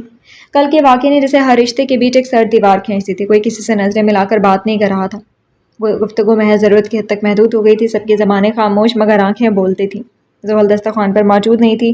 طالب نے اگرچہ کچھ نہیں کہا، مگر ان کی نگاہوں نے زحل کی غیر موجودگی کا گہرا نوٹس لیا تھا۔ وہ شخص جو افطار سے پہلے نکلا تھا، رات 12 بجے کے قریب ہی گھر لوٹا تھا۔ ان کی صورت سے صاف جھلکتا تھا کہ وقت نے انہیں بوڑھا نہیں کیا، مگر حالات نے ضرور تھکا دیا ہے۔ ان کے چہرے پر اضطراب اور تذبذب کی گہری پرچھائیاں تھیں۔ تم نے افطاری باہر کیوں کی طالب؟ اور پھر پوری رات غائب رہے؟ کوئی اپنی مرضی کا راگ الاپ رہا ہے، گھر کو جاڑ کھانا بنا کر رکھ دی ہے، کم از کم سحر و افطار تو سب کے ساتھ بیٹھ کر لیا کریں۔ اسی اثنا میں دادی نے بھرپور لہجے میں کہا، مجھے کچھ ضروری کام تھا، وہی نپٹانے نکلا تھا۔ طالب نے دھیرے سے جواب دیا، یعنی جھوٹ کھڑا۔ سب ضروری کاموں کی حقیقت مجھ پر آشکار ہے، اگر غصہ اور تکلیف کا اظہار کرنا ہی ہے تو گھر بیٹھ کر کرو، یوں جگہ جگہ منہ نہ چھپاتے پھرو تم۔ اور چھپاؤ بھی کیوں، جو غلطی کرتا ہے اسے ہی منہ چھپانا پڑتا ہے۔ میں تو دن رات رب سے دعائیں کرتی ہوں کہ اللہ بچی کو اپنی امان میں رکھے، نہ جانے کہاں ہوگی، کس حال میں ہوگی، مگر وہ تو، دادی نے چپتے ہوئے انداز میں کہا اور جملہ ادھورا چھوڑ گئی۔ کیا زمانہ آگے، شرم تو جیسے بیچ ہی کھائی ہے آج کل کی نسل نے، کوئی ڈر اور خوف ہی نہیں رہا۔ دادی کا لب و لہجہ تلخی سے لبریز تھا، ان کے الفاظ زہر کی قطرے کی مانند فضا میں بکھر رہے تھے۔ اماں جو آپ دیکھ رہی ہیں وہ سچ کا ایک رخ ہے، زحل کے ساتھ جو ہوا وہ ہمارے لیے ناقابل برداشت ہے۔ عالیہ سے چپ نہ رہا گیا، انہوں نے تحمل مگر یقین سے کہا، دادی زحل نے جو سہا وہ کوئی عام بات نہیں ہے، آپ سب واقعی محض تصویر کا ایک رخ دیکھ رہے ہیں، جب تک دوسرا نہیں دیکھیں گے آپ کو صرف زحل ہی غلط نظر آتی رہے گی۔ امایا نے ضبط کرتے ہوئے نرمی سے کہا، تو تم دونوں دکھا دو ہمیں تصویر کا دوسرا رخ، تاکہ ہم کر لیں تمہاری بہن کا یقین۔ کیا کوئی شریف لڑکی 2 دن تک لاپتہ رہ کر یوں لوٹتی ہے جیسے وہ لوٹی؟ نعیمہ نے حسب معمول زہر اگلنا شروع کیا، اور امایا کچھ نہ کہہ سکی کیونکہ تصویر کا دوسرا رخ ہی تو نہیں تھا اس کے پاس۔ نعیمہ تم چپ رہو، ظہیر نے انہیں ٹوکا کہ اماں اور باقی لوگ بات کریں بھلے، مگر انہیں بیچ میں پڑنے کی ضرورت نہیں ہے۔ مجھے کیا ضرورت پڑی ہے ظہیر کچھ بولنے کی، مگر بات یہ ہے کہ میرے بیٹے کو اس معاملے میں گھسیٹا گیا ہے، اس لیے جب جب یہ باتیں ہوں گی میں تو بولوں گی۔ نعیمہ مزید تلخی سے بولی، امی آپ آرام سے سحری کریں، یہ وقت تلخ باتوں کا نہیں ہے۔ سبتین نے ماں کو آہستگی سے سمجھایا۔ شرجیل جو ایک طرف خاموش بیٹھا تھا سب کی باتیں سن رہا تھا اور دل ہی دل میں خوش ہو رہا تھا کہ زحل پر کیچڑ اچھالنے کی مہم نے رنگ دکھا دیا۔ وہ اپنی مسکراہٹ کو دبا کر ضبط کر کے بیٹھا رہا۔ طالب کے چہرے پر بوجھ کی کئی تہیں مزید گہری ہو گئی، ان کا سر جھکا ہوا تھا، ان کی خاموشی سب سے بلند بول رہی تھی۔ آپ لوگ چپ ہوں گے؟ وہ ناگواری سے بولے۔ میں تو اسے سوگواری کو دیکھ رہی ہوں طالب، سوچا تھا تمہاری بیٹی گھر لوٹے گی تو سب کے پریشان دلوں کو سکون آ جائے گا، مگر اس کے لوٹنے پر تو جو تھوڑا بہت سکون تھا وہ بھی غارت ہو گیا۔ دادی کے چہرے پر برہمی کی وہی دیرینہ جھریاں اور تلخی کا وہی آشنا تیور نمایاں تھے، جن کی آواز جو عمر کے بوجھ کے ساتھ رنج کی گودھ میں ڈھل چکی تھی، ایک بار پھر تلخی سے فضا میں تحلیل ہوئی۔ بالکل ٹھیک کہہ رہی ہیں اماں۔ عالیہ اور امایا نے اسے ہر بار چھوٹ دی، ہر بار اس کے غلط فیصلوں میں اس کا ساتھ دیا۔ جو کچھ اس نے کیا وہ انہی کی شہ کا نتیجہ ہے۔ نعیمہ نے دادی کی بات کو سنبھالتے ہوئے مزید شدت بخشی، तुम माँ हो आलिया, तुम्हारा फर्ज था कि बेटी को अच्छे बुरे की तमीज़ देती। कभी उसकी ज़बान को तो काबू में नहीं कर सके, मगर कभी तो सख्ती की होती, कभी तो रोक दिया होता, पर तुम तो हमेशा उसकी आंख बंद हिमायती बनी रही। नतीजा यह है कि वो आज भी कहीं भी किसी के साथ भी जा सकती है, बेखौफ होकर। दादी ने गहरे दुख और गुस्से के इम्तजाज से आलिया को देखते हुए कहा, अम्मी जोहल गलती पर नहीं है, उसका दिल बहुत जख्मी है। हर बात की तह में जाने के बजाय बस उसके ऊपर तहमत रख देना मुनासिब नहीं, उसे नफरत नहीं बल्कि सहारों की ज़रूरत है। आलिया ने दिलगिरफ्ता लहजे में हिम्मत मुजतमा करके कहा, पहली बात तो यह है कि जोहल ने कुछ गलत नहीं किया, जो उसे समझाया जिसे जाए, और अगर किसी को समझाना भी है तो उसको समझाने के लिए अल्फाज की नहीं, मोहब्बत की ज़रूरत होती है। आप लोग जो तल्ख बातों से उस पर चोट कर रहे हैं वो चुपचाप सह रही है, मगर ये सब सुनकर वो और भी टूट जाएगी। अमाया ने भी बात आगे बढ़ाई, तुम दोनों की यही अंधी मोहब्बत उसे यहाँ तक ले आई है, अब भी अगर होश ना आया तो कल को कुछ और कर बैठेगी। तौबा है, देखा नहीं तुमने तालिब कैसे वो लड़का सबके मुंह पर तुम्हारी बेटी से मोहब्बत का इजहार करके गया। दादी ने नखवत से गर्दन मोड़ ली। दूसरी जानिब जोहल जो डाइनिंग रूम के बाहर दरवाजे की ओट में खड़ी थी, सारी गुफ्तगू सुन चुकी थी। उसकी आंखों में आंसू थे। वह सिर्फ अपने बाप को देखने आई थी जो शर्मिंदगी के पर्दे में छुपे बैठे थे। उनके दिल पर घोंसा पड़ा था। उसे ये बात चीर गई कि वो शख्स उसके हक में बोल नहीं सका। उसकी वजह से महज नदामत का बोझ लिए खामोश बैठा रहा। एक लम्हे के लिए उसके दिल में ये उम्मीद जागी थी कि शायद उसका बाप अब उसके लिए ढाल बनेगा, मगर वो भी निगाहें चुरा कर बैठा रहा। ये खामोशी, ये है ज़बानी, ये बेज़बानी, ये नदामत जोहल के दिल पर ऐसा घोंसा बनी कि वह बेआवाज़ सिसकी के साथ पलट गई। देखा अम्मा, हम सब ने देखा और सब सुना भी। अल्लाह ही बचाए ऐसी औलाद के ऐसे कारनामों से। नईमा मसनूई अफसोस छाड़ती बोली। तालिब जब तक अंदर ही अंदर घुल रहे थे, यकायक बिफरे हुए अंदाज में उठ खड़े हुए। उनका चेहरा जैसे गुस्से की आग में झुलस रहा था। बस करें, बहुत हो चुका। अगर किसी को गुस्सा है तो उसे चुपचाप बर्दाश्त करें। ये फिक्रे कसना बंद करें, क्योंकि मेरी बर्दाश्त का इम्तिहान ले रहे हैं आप सब। मेरी भी आंखें हैं, मेरे भी कान हैं, सब सुनाई और सब दिखाई देता है मुझे आप सबकी आंखों से देखने और आप सबके कानों से सुनने की कोई हाजत नहीं है। वो आखिरकार मजीद बर्दाश्त न कर सके तो और बोल उठे। आलिया और अमाया को कुछ तो हौसला पड़ा कि कम अज़ कम उन्होंने बाकी सबके मुंह बंद करवाने की तो कोशिश की। अरे तालिब, बैठ जाओ बेटा, सहरी तो मुकम्मल कर लो। दादी अब कदरें नरम पड़ी। मेरा पेट और दिल दोनों भर चुके हैं अम्मा, आप लोग अपनी सहरी और ये सारी बातें जारी रखें। मैं जहर आलूद माहौल का मजीद हिस्सा नहीं बन सकता। तालिब थमे बगैर आहिस्ता कदमों से रुखसत हो गए। दादी के चेहरे पर शर्मिंदगी की लकीर खींच गई। जैसे कुछ पल को उन्हें एहसास हुआ कि उनके जुमलों ने तो उनके बेटे को सहरी के अधूरे छोड़ने पर मजबूर किया।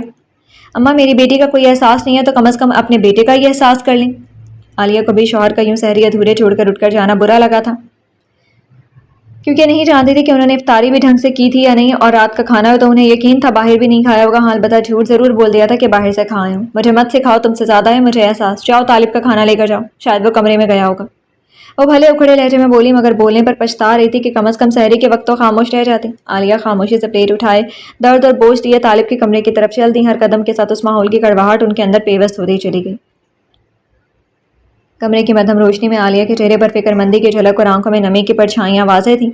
तालिब बदस्तूर खामोशी की चादर ओढ़े अपने अंदर की टूट फूट को सीने में दफन किए बैठे थी। भले हजारों शिकवे सही, भूख नहीं है, ले जाओ।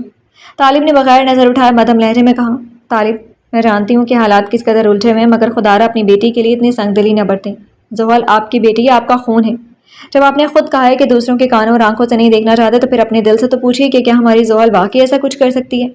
क्या आपका दिल गवाही देता है कि वो मुजरिम है? एक बार, सिर्फ एक बार दिल से उसका हाल जानिए। आलिया तकलीफ से गोया हुई। कमरे की खामोश फिजा में आलिया की बातों के बाज कश्त गूंज रही थी। तालिब जैसे हर लफ्ज़ को अंदर जज्ब करके जब्त के चटान बने बैठे थे। उनकी निगाहें अभी भी खला में मौलिक थी। तालिब ने पहली बार निगाह उठाई। उनकी आंखों में थकन, रंज और बेबसी की गहरी तहें थी। तुम्हें क्या लगता है आलिया कि मैं सारी रात सड़कों पर दरबदर की ठोकरें खाने निकला था? क्या तुम ये समझती हो कि मैंने कुछ नहीं सोचा, किसी पहलू पर गौर नहीं किया, क्या कोई नतीजा अखज़ नहीं किया? हर लम्हा, हर सांस के साथ मैं तज़ब्ज़ुब, अज़ियत और नदामत के थपेड़ों से दो चाह रहा हूँ। सब कुछ कर रहा हूँ मैं, और इसीलिए कह रहा हूँ कि तुम और बाकी सब लोग मुझे ना समझाओ तो बेहतर है। बतलखी से गोया वो। तो फिर क्यों तालिब, क्यों जोहल के लिए आपकी आंखों में बेयकीनी की चुभन है? वो आपकी बेटी है, आपका अक्स है। उसके किरदार पर जो तीर चले वो शायद आपके जिस्म को ना छेद पाए हों, मगर आपकी खामोशी और आपकी निगाह का इनकार उसके दिल को चीर गया है। आलिया ने पुरदर्द आवाज़ में कहा। जोहल शदीद अजियत में है तालिब, उस पर उठने वाली हर उंगली से ज़्यादा उसे आपकी बेयकीनी भरी निगाहों ने मारा। ठीक है, शायद वो अपनी बात आपको समझा नहीं पाई, मगर आप खुद समझने की कोशिश तो करें। बेटी है वो आपकी, उसके साथ अजनबियों या दुश्मनों जैसे सलूक तो ना करें, ना ही होने दें।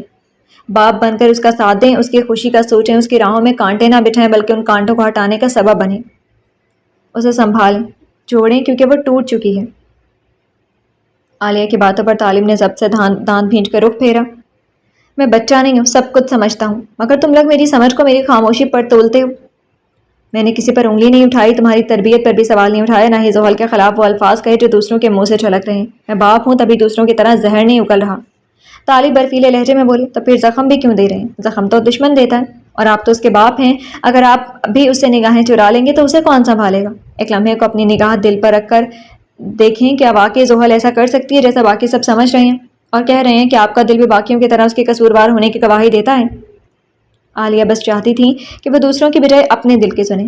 مجھے کب کیا دل سے پوچھنے، کب کیا دماغ سے، یہ تم مجھے مت سمجھو۔ وہ درشتی سے بولے، ان کے دماغ میں کیا چل رہا تھا کوئی نہیں جانتا تھا، ہاں یہ سب جانتے تھے کہ وہ اذیت میں ضرور ہے۔ عقل و سمجھ میرے اندر بھی ہے، تم اپنی عقل و فہم کا پیمانہ مجھ پر مت لگاؤ۔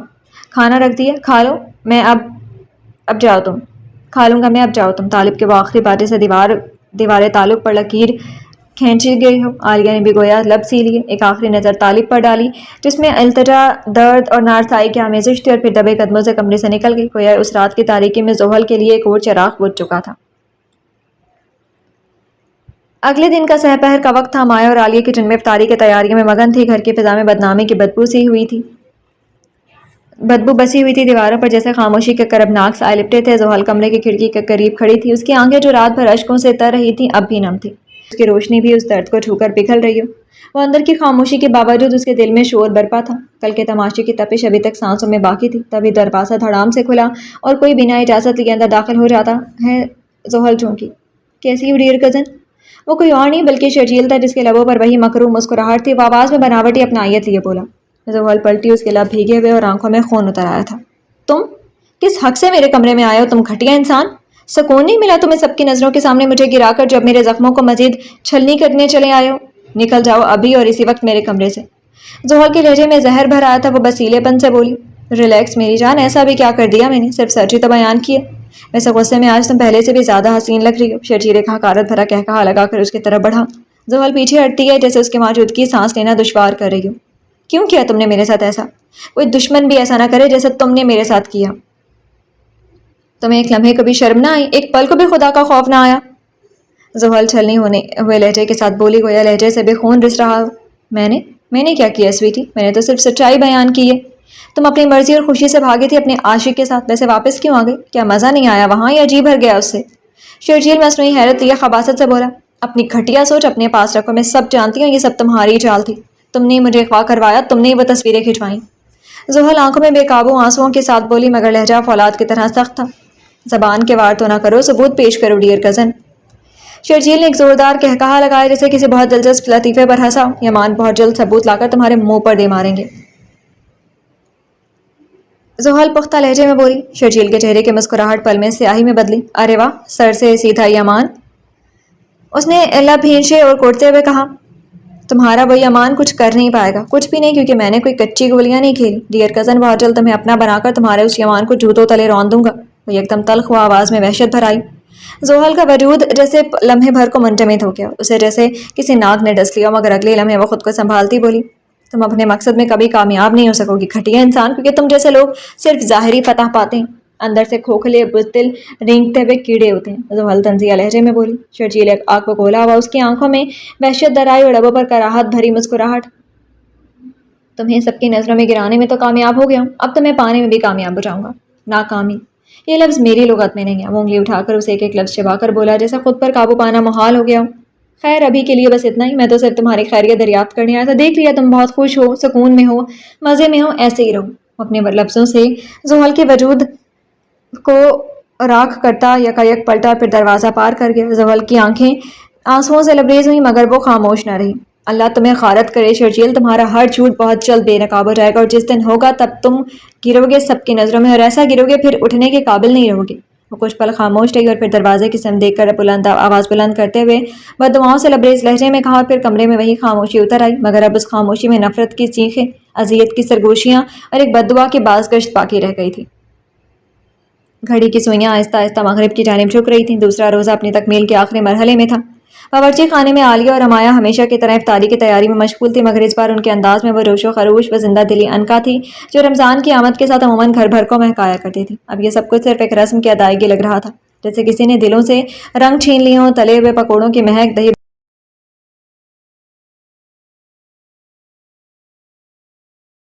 خاموشی سے برتن سجا رہی تھی، مگر آنکھوں میں وہ شوخی مفقود تھی جو عام دنوں میں ان کی پہچان ہوا کرتی تھی۔ یہ سب کچھ افطار کی میز پر موجود تھا، مگر دل اس میں شریک نہ تھا، جیسے اجسام کام کر رہے ہوں مگر روحیں تھک کر پیچھے رہ گئی ہوں۔ وہیں دوسری طرف یمان اور عریب بھی افطار کے انتظار میں بیٹھے تھے۔ ان کے لیے افطاری میں ہمسایہ یعنی چچا کے گھر سے گرما گرم سموسے، رول اور گھر کے بنے منی پیزا آئے تھے۔ عریب کی والدہ کے نہ ہونے کے سبب کچھ نہ کچھ اب پورے رمضان برابر والے گھر سے آ جایا کرنا تھا۔ باقی اشیاء جیسے شربت، فروٹ چاٹ عریب نے خود اپنے ہاتھوں سے تیار کر لی تھی۔ یمان بھی اس کا ساتھ دیتا، اگر جو یہ رمضان اس کے لیے خوشیوں کا پیغام لے کر آیا ہوتا۔ اس کے دل میں تو عجیب سا بوجھ تھا، نہ اس کا جی چاہا کچن میں قدم رکھنے کو، نہ آفس جانے کو۔ وہ کل بھی آفس نہ گیا اور آج بھی اس کا دل نہ مانا۔ عریب کو تیاری کرتا دیکھ کر اسے زحل کے ساتھ مل کر کھانا بنانے کے سبھی مناظر یاد آنے لگے تو دل میں تکلیف بھری ہوک اٹھنے لگی۔ وہ جنگل، وہ جلتی آگ پہ بنتا کھانا اور اس کی خوشبو اور سامنے بیٹھی زحل سب ایک خواب سے بن کر رہ گیا تھا۔ عریب نے جب سب کچھ میز پر سجا دیا تو وہ اس کے پاس آ کر بیٹھ گیا۔ اس نے ذرا تامل کے بعد یمان کی طرف دیکھا، جیسے کوئی بات مدت سے زبان پر رکھی ہو اور لبوں تک آ پہنچی ہو۔ تمہیں بی جان کی کال کا علم نہیں ہوا یا پھر دانستہ طور پر تم نے اسے نظر انداز کیا؟ اس کے لہجے میں نرمی تھی۔ یمان نے وہ مشکل پلکیں جھپکی اور کچھ کہنے سے پہلے ہی عریب کی بات آگے بڑھ گئی۔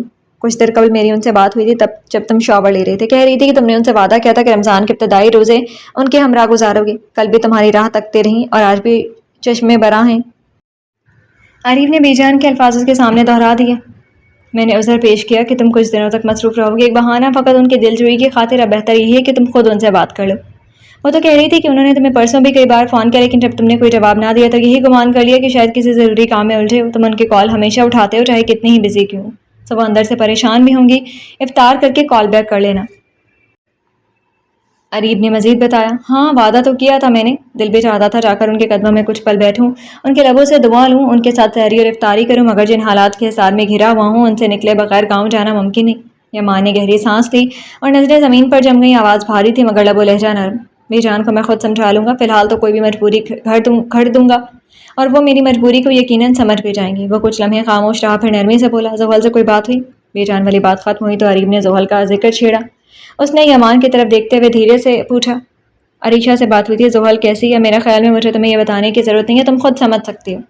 یمان کی نظریں دور و دیوار میں گم تھی، اس نے ہلکے سے سر کو جنبش دی۔ تمہیں اسے بات کر لینی چاہیے تھی یمان۔ عریب نے سانس بھر کر کہا، حوصلہ نہیں ہے یار۔ اس کی لرزتی ہوئی آواز، اس کے سانسوں کا شور میں نہیں سن سکتا۔ شاید میں کمزور ہوں عریب، اس کا درد مجھ سے دیکھا نہیں جاتا۔ عریب خاموش رہا۔ یمان کا درد اسے اپنے سینے میں محسوس ہوا۔ اب کیا سوچا تم نے؟ عریب کچھ لمحے خاموش رہا، پھر پوچھا، کس بارے میں؟ یمان نے ناسمجھی سے استفسار کیا۔ اسی کمظرف انسان کا بھیانک چہرہ بے نقاب کرنے کے متعلق۔ عریب شرجیل کے متعلق بولا۔ عریشہ نے تحقیق کا اندیا دیا۔ زحل سے ایک بار پھر سب پوچھا۔ میں نے اس جھونپڑی تک پہنچ جاؤں گا جہاں زحل کو نظر بند کیا گیا، پر اگر زحل تھوڑا سا ذہن پر زور ڈالے، بتائے کہ وہ شخص اسے پہلے کہاں نظر آیا تھا، تو میرے لیے بہت آسان ہو جائے گا۔ یمان کی آنکھوں میں شعلے سے لپکے تھے۔ پولیس کو شامل کرنا بہتر ہوگا، عریب نے قدرے سنجیدگی سے کہا۔ پہلے میں اپنے طور پر کوشش کروں گا، پھر پولیس کو اطلاع دیں گے، کیونکہ زحل کے والد نے تفتیش کو روک دی ہے، اس لیے پولیس کا اس کے گھر جانا مزید تماشے کا باعث بن سکتا ہے، لیکن میں پولیس اسٹیشن جاؤں گا ضرور۔ یمان عہد کر چکا تھا کہ سچ کا پردہ ایک روز چاک کر کے ہی رہے گا۔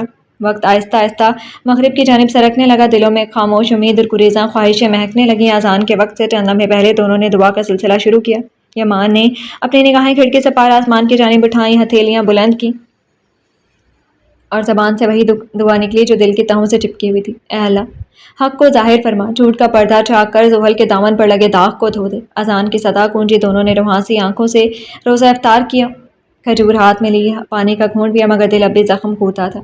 زحل کی طرف سے یمان کو فقط یہی اطمینان تھا کہ عریشہ نے وعدہ کیا کہ وہ اسے افطار کروائے گی، باقی سب کچھ مقدر اور دعا پر چھوڑ دیا گیا تھا۔ سورج کی تھکی ہاری کرنیں شام کے دامن میں آسمان کے ماتھے پر مدھم سنہری آنچ بننے کے بعد مکمل عنقا ہو چکی تھی۔ ہلکی ہلکی ہوا میں خزاں کی پرچھائیاں چھپی ہوئی تھیں۔ لان کے ایک کونے میں نیم کے پیڑ کے سائے تلے لکڑی کی کرسی پر طالب خاموش بیٹھے تھے۔ ان کی آنکھیں افق میں گم تھی اور پیشانی پر وقت کی گہری شکنیں گویا دل کی دھڑکنوں کی ترجمانی کر رہی تھی۔ افطاری کی جا چکی تھی اور نماز کے بعد آج طالب کل کی طرح باہر کے خاک چھاننے کی بجائے گھر لوٹ آئے تھے۔ سامنے میز پر رکھی چائے جو امایا نے کچھ دیر پہلے لا کر دی تھی اب وہ ٹھنڈی ہو چکی تھی، مگر کپ کے لبوں پر ہلکی سی دھند ابھی تک ٹھہری ہوئی تھی، جیسے اس کے جذبات جو نہ بخارات بن کر اٹھتے ہیں نہ پانی بن کر بہتے ہیں۔ وہ چائے جو محبت کی چاشنی سے پیش کی جاتی تھی آج ایک خالی رسم بن کر ان کے سامنے رکھی تھی۔ ان کی نظریں کبھی اس کپ پر ٹھہرتی تو کبھی سامنے کی کسی نادیدہ خلا میں جا ٹھہرتی، جیسے وہاں سے کوئی جواب تلاش کر رہی ہوں جو دل کو قرار دے سکے، مگر ہر سمت فقط خاموشی کی چٹانیں تھیں۔ गुज़िश्ता दिनों की शोरीदा तमाशे के बाद ज़ोहल और तालिब के माबैन मुकम्मल खामोशी की दीवार खड़ी हो चुकी थी। न तालिब ने बेटी को नज़र भर कर देखा और न ज़ोहल उनके करीब जाने की हिम्मत कर पाई, मगर आज वो खामोशी टूटने वाली थी। ज़ोहल के कदम धीरे धीरे उसी लॉन में उतरे, जैसे हर कदम अपनी जगह आहिस्ता आहिस्ता दहकता हो। उसके कदमों की आहट नरम थी, मगर बाप के दिल के लिए वह धमाकों से कम न थी। तालिब ने आंखें बंद किए, फ़कत उस आहट से बेटी को पहचान लिया। वो ना पलटे। ज़ोहल उनके अकब में आकर ठहर गई, एक लम्हे को साकित जैसा खुद से भी सवाल कर रही हो कि क्या वो हिम्मत का फैसला ठीक कर रही है। बाबा, उसके होंठों से मध्यम मगर लरसती आवाज़ निकली। एक लफ्ज़, फ़कत एक लफ्ज़, मगर उसके बोझ में कायनात के सारे दुख, सारी उम्मीदें और सारी बेबसी कैद थी। तालिब ने कोई जवाब ना दिया। उनके पलकों की ने हल्की से जुम्बिश ली, मगर होंठों पर सकूत की जंजीर कायम रही। ज़ोहल ने अपने कदम बढ़ाए, आहिस्ता आहिस्ता, और फिर पंजों के बल झुककर उनके कदमों में बैठ गई। उनके घुटनों पर अपने दोनों हाथ रख दिए, जैसे अपने आप को समेट कर उसी मुकाम पर रख रही हो जहाँ कभी शफकत की छाँव थी। तालिब ने निगाहें फेर लीं, उफ़क़ की तरफ, दरख्तों की शाखों की तरफ, या शायद अपने ही अंदर की तारीकी की तरफ। ज़ोहल के चेहरे पर इज़्तिराब की लहरें उभरी, जैसे दिल अंदर से टूटने लगा हो। उसकी आंखें नमी से भीगने लगी, मगर वह ज़ब्त के पर्दे में लिपटी रही। बाबा, आखिर ऐसा भी कौन सा गुनाह सरजद हो गया मुझसे? कौन सी लफ्ज़िश हुई जिसने आपके दिल को इस कदर सख्त कर दिया कि आप मुझसे नजरें मिलाना भी गवारा नहीं कर रहे? ज़ोहल की आवाज़ अब थोड़ी बुलंद मगर दर्द से लबरेज हुई। तालिब की पलकें लर्जी, मगर उन्होंने कुछ न कहा। उनकी उंगलियां जो कुर्सी के बाजू पर टिकी हुई थीं, बेख्तियार मुट्ठी में बंद होने लगी। मैं जानती हूँ कुछ पहलू ऐसे हैं जो शक की गुंजाइश रखते हैं, और शायद इसीलिए अब आपका दिल बार बार बेचैन होता है। मगर बाबा, मैं गुनहगार नहीं हूँ, नहीं हुए मुजरिम, मैंने कुछ गलत नहीं किया।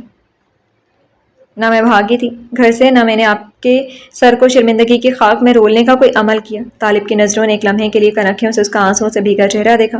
वो चेहरा जो कभी उनके आंखों का नूर था, आज सिर्फ एक सवाल बनकर उनके रूबरू बैठा था। मैंने सिर्फ खुद पर बीतने वाले सच को छुपा। जी हाँ बाबा, मैंने झूठ से मुंह मोड़ा, अपनी इज्जत को हरफे दुआ बनाया, और आपका मान कभी ना गिराया होता तो मैं आपके कदमों में सर ना झुकाती। तालिब की सांसें तेज़ हो रही थी, जैसे हर लफ्ज़ उनके अंदर एक ज़ख्म खोल रहा हो। उनकी आंखें कई बार बंद हुईं, फिर खुली, मगर उनमें वही पुरानी थकन, वही मुर्दा रोशनी बाकी थी। लब तो गोया कफलज़दा हो चुके थे। मैं जानती हूँ ये सब सुनना शायद आपके लिए आसान ना हो, मगर मैं चाहती हूँ कि आप कम अज़ कम एक बार मेरी आंखों में देखें, एक बार, सिर्फ एक बार, ये जानने के लिए कि मैं झूठ नहीं बोल रही हूँ। उसके लहजे में इल्तिजा थी। तालिब ने अब तक कुछ न कहा, मगर उनके अंदर एक तूफान उठ चुका था। उनकी मुट्ठी अब कुर्सी के बाजू पर सख्ती से भींच चुकी थी। उनकी पेशानी पर पसीने की हल्की हल्की बूंदें उभर आईं, जैसे अंदर का कर्ब बाहर छलकने को हो। कभी कभी सच और झूठ की बीच की लकीर इतनी बारीक हो जाती है कि नज़र उसे देखने से कासे रहती है।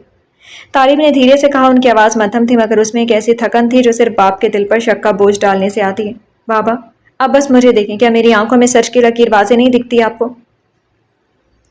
ज़ोहल रुंधी आवाज़ में बोली, मैं देख रहा हूँ, सुन रहा हूँ, इस पर बस बोल नहीं रहा। और क्या खामोशी ही शायद तुम सबके लिए कश्मकश है जो तुम्हारी आंखों में है? वो सच हो भी सकता है, मगर मेरा दिल अभी फैसला सुनाने के काबिल नहीं, क्योंकि यकीन वो आईना होता है जो एक बार चटक जाए तो फिर सारे अक्स धुंधले ही दिखाता है। और कुछ सच ऐसे होते हैं जिन्हें समझने के लिए वक्त नहीं, फासला चाहिए होता है। ये अल्फाज उनके लबों से आहिस्ता से निकले, ना तल्ख ना नरम, एक ऐसी आवाज़ जिसमें फैसला नहीं, बस फासला हो। बाबा, बाज़ सच आंखों से देखे जाते हैं, ज़बान से नहीं कहे जाते, और बाज़ झूठ इतने करीने से बोले जाते हैं कि सच लगने लगते हैं। आपको भी शर्जील का झूठ सच लगता है? बाबा, बाप का दिल होता है, कोई अदालती कमरा नहीं होता। उसमें कटहरा लगाकर मुझे खड़ा करने के बजाय एक बार मज़लूमियत के दर्जे पर रख कर ज़रूर सोचिएगा। ज़ोहल ने अपना सर झुका लिया था। उसके आंसू अब उसके हाथों पर टपकने लगे थे। एक तवील खामोशी छा गई और हवा भी थम गई थी। तालिब को छोड़ कहने से कासिर है, उनकी आवाज़ गोया हलक में फंस गई, और ज़ोहल उस खामोशी को गोया हतमी फैसला समझते हुए धीरे से अपने हाथ हटाकर पलकों पर जमे आंसू साफ करने लगी, और उनके कदमों से उठकर मायूस कदमों के साथ वापस पलट गई। तालिब ने गर्दन घुमाई और उनकी नज़रें उसकी पुश्त को देखती रहीं। वो कंधे जिन पर कभी बचपन का मान था आज बोझ तले झुके हुए थे, मगर फिर भी ज़बान पर ताले पड़े रहे।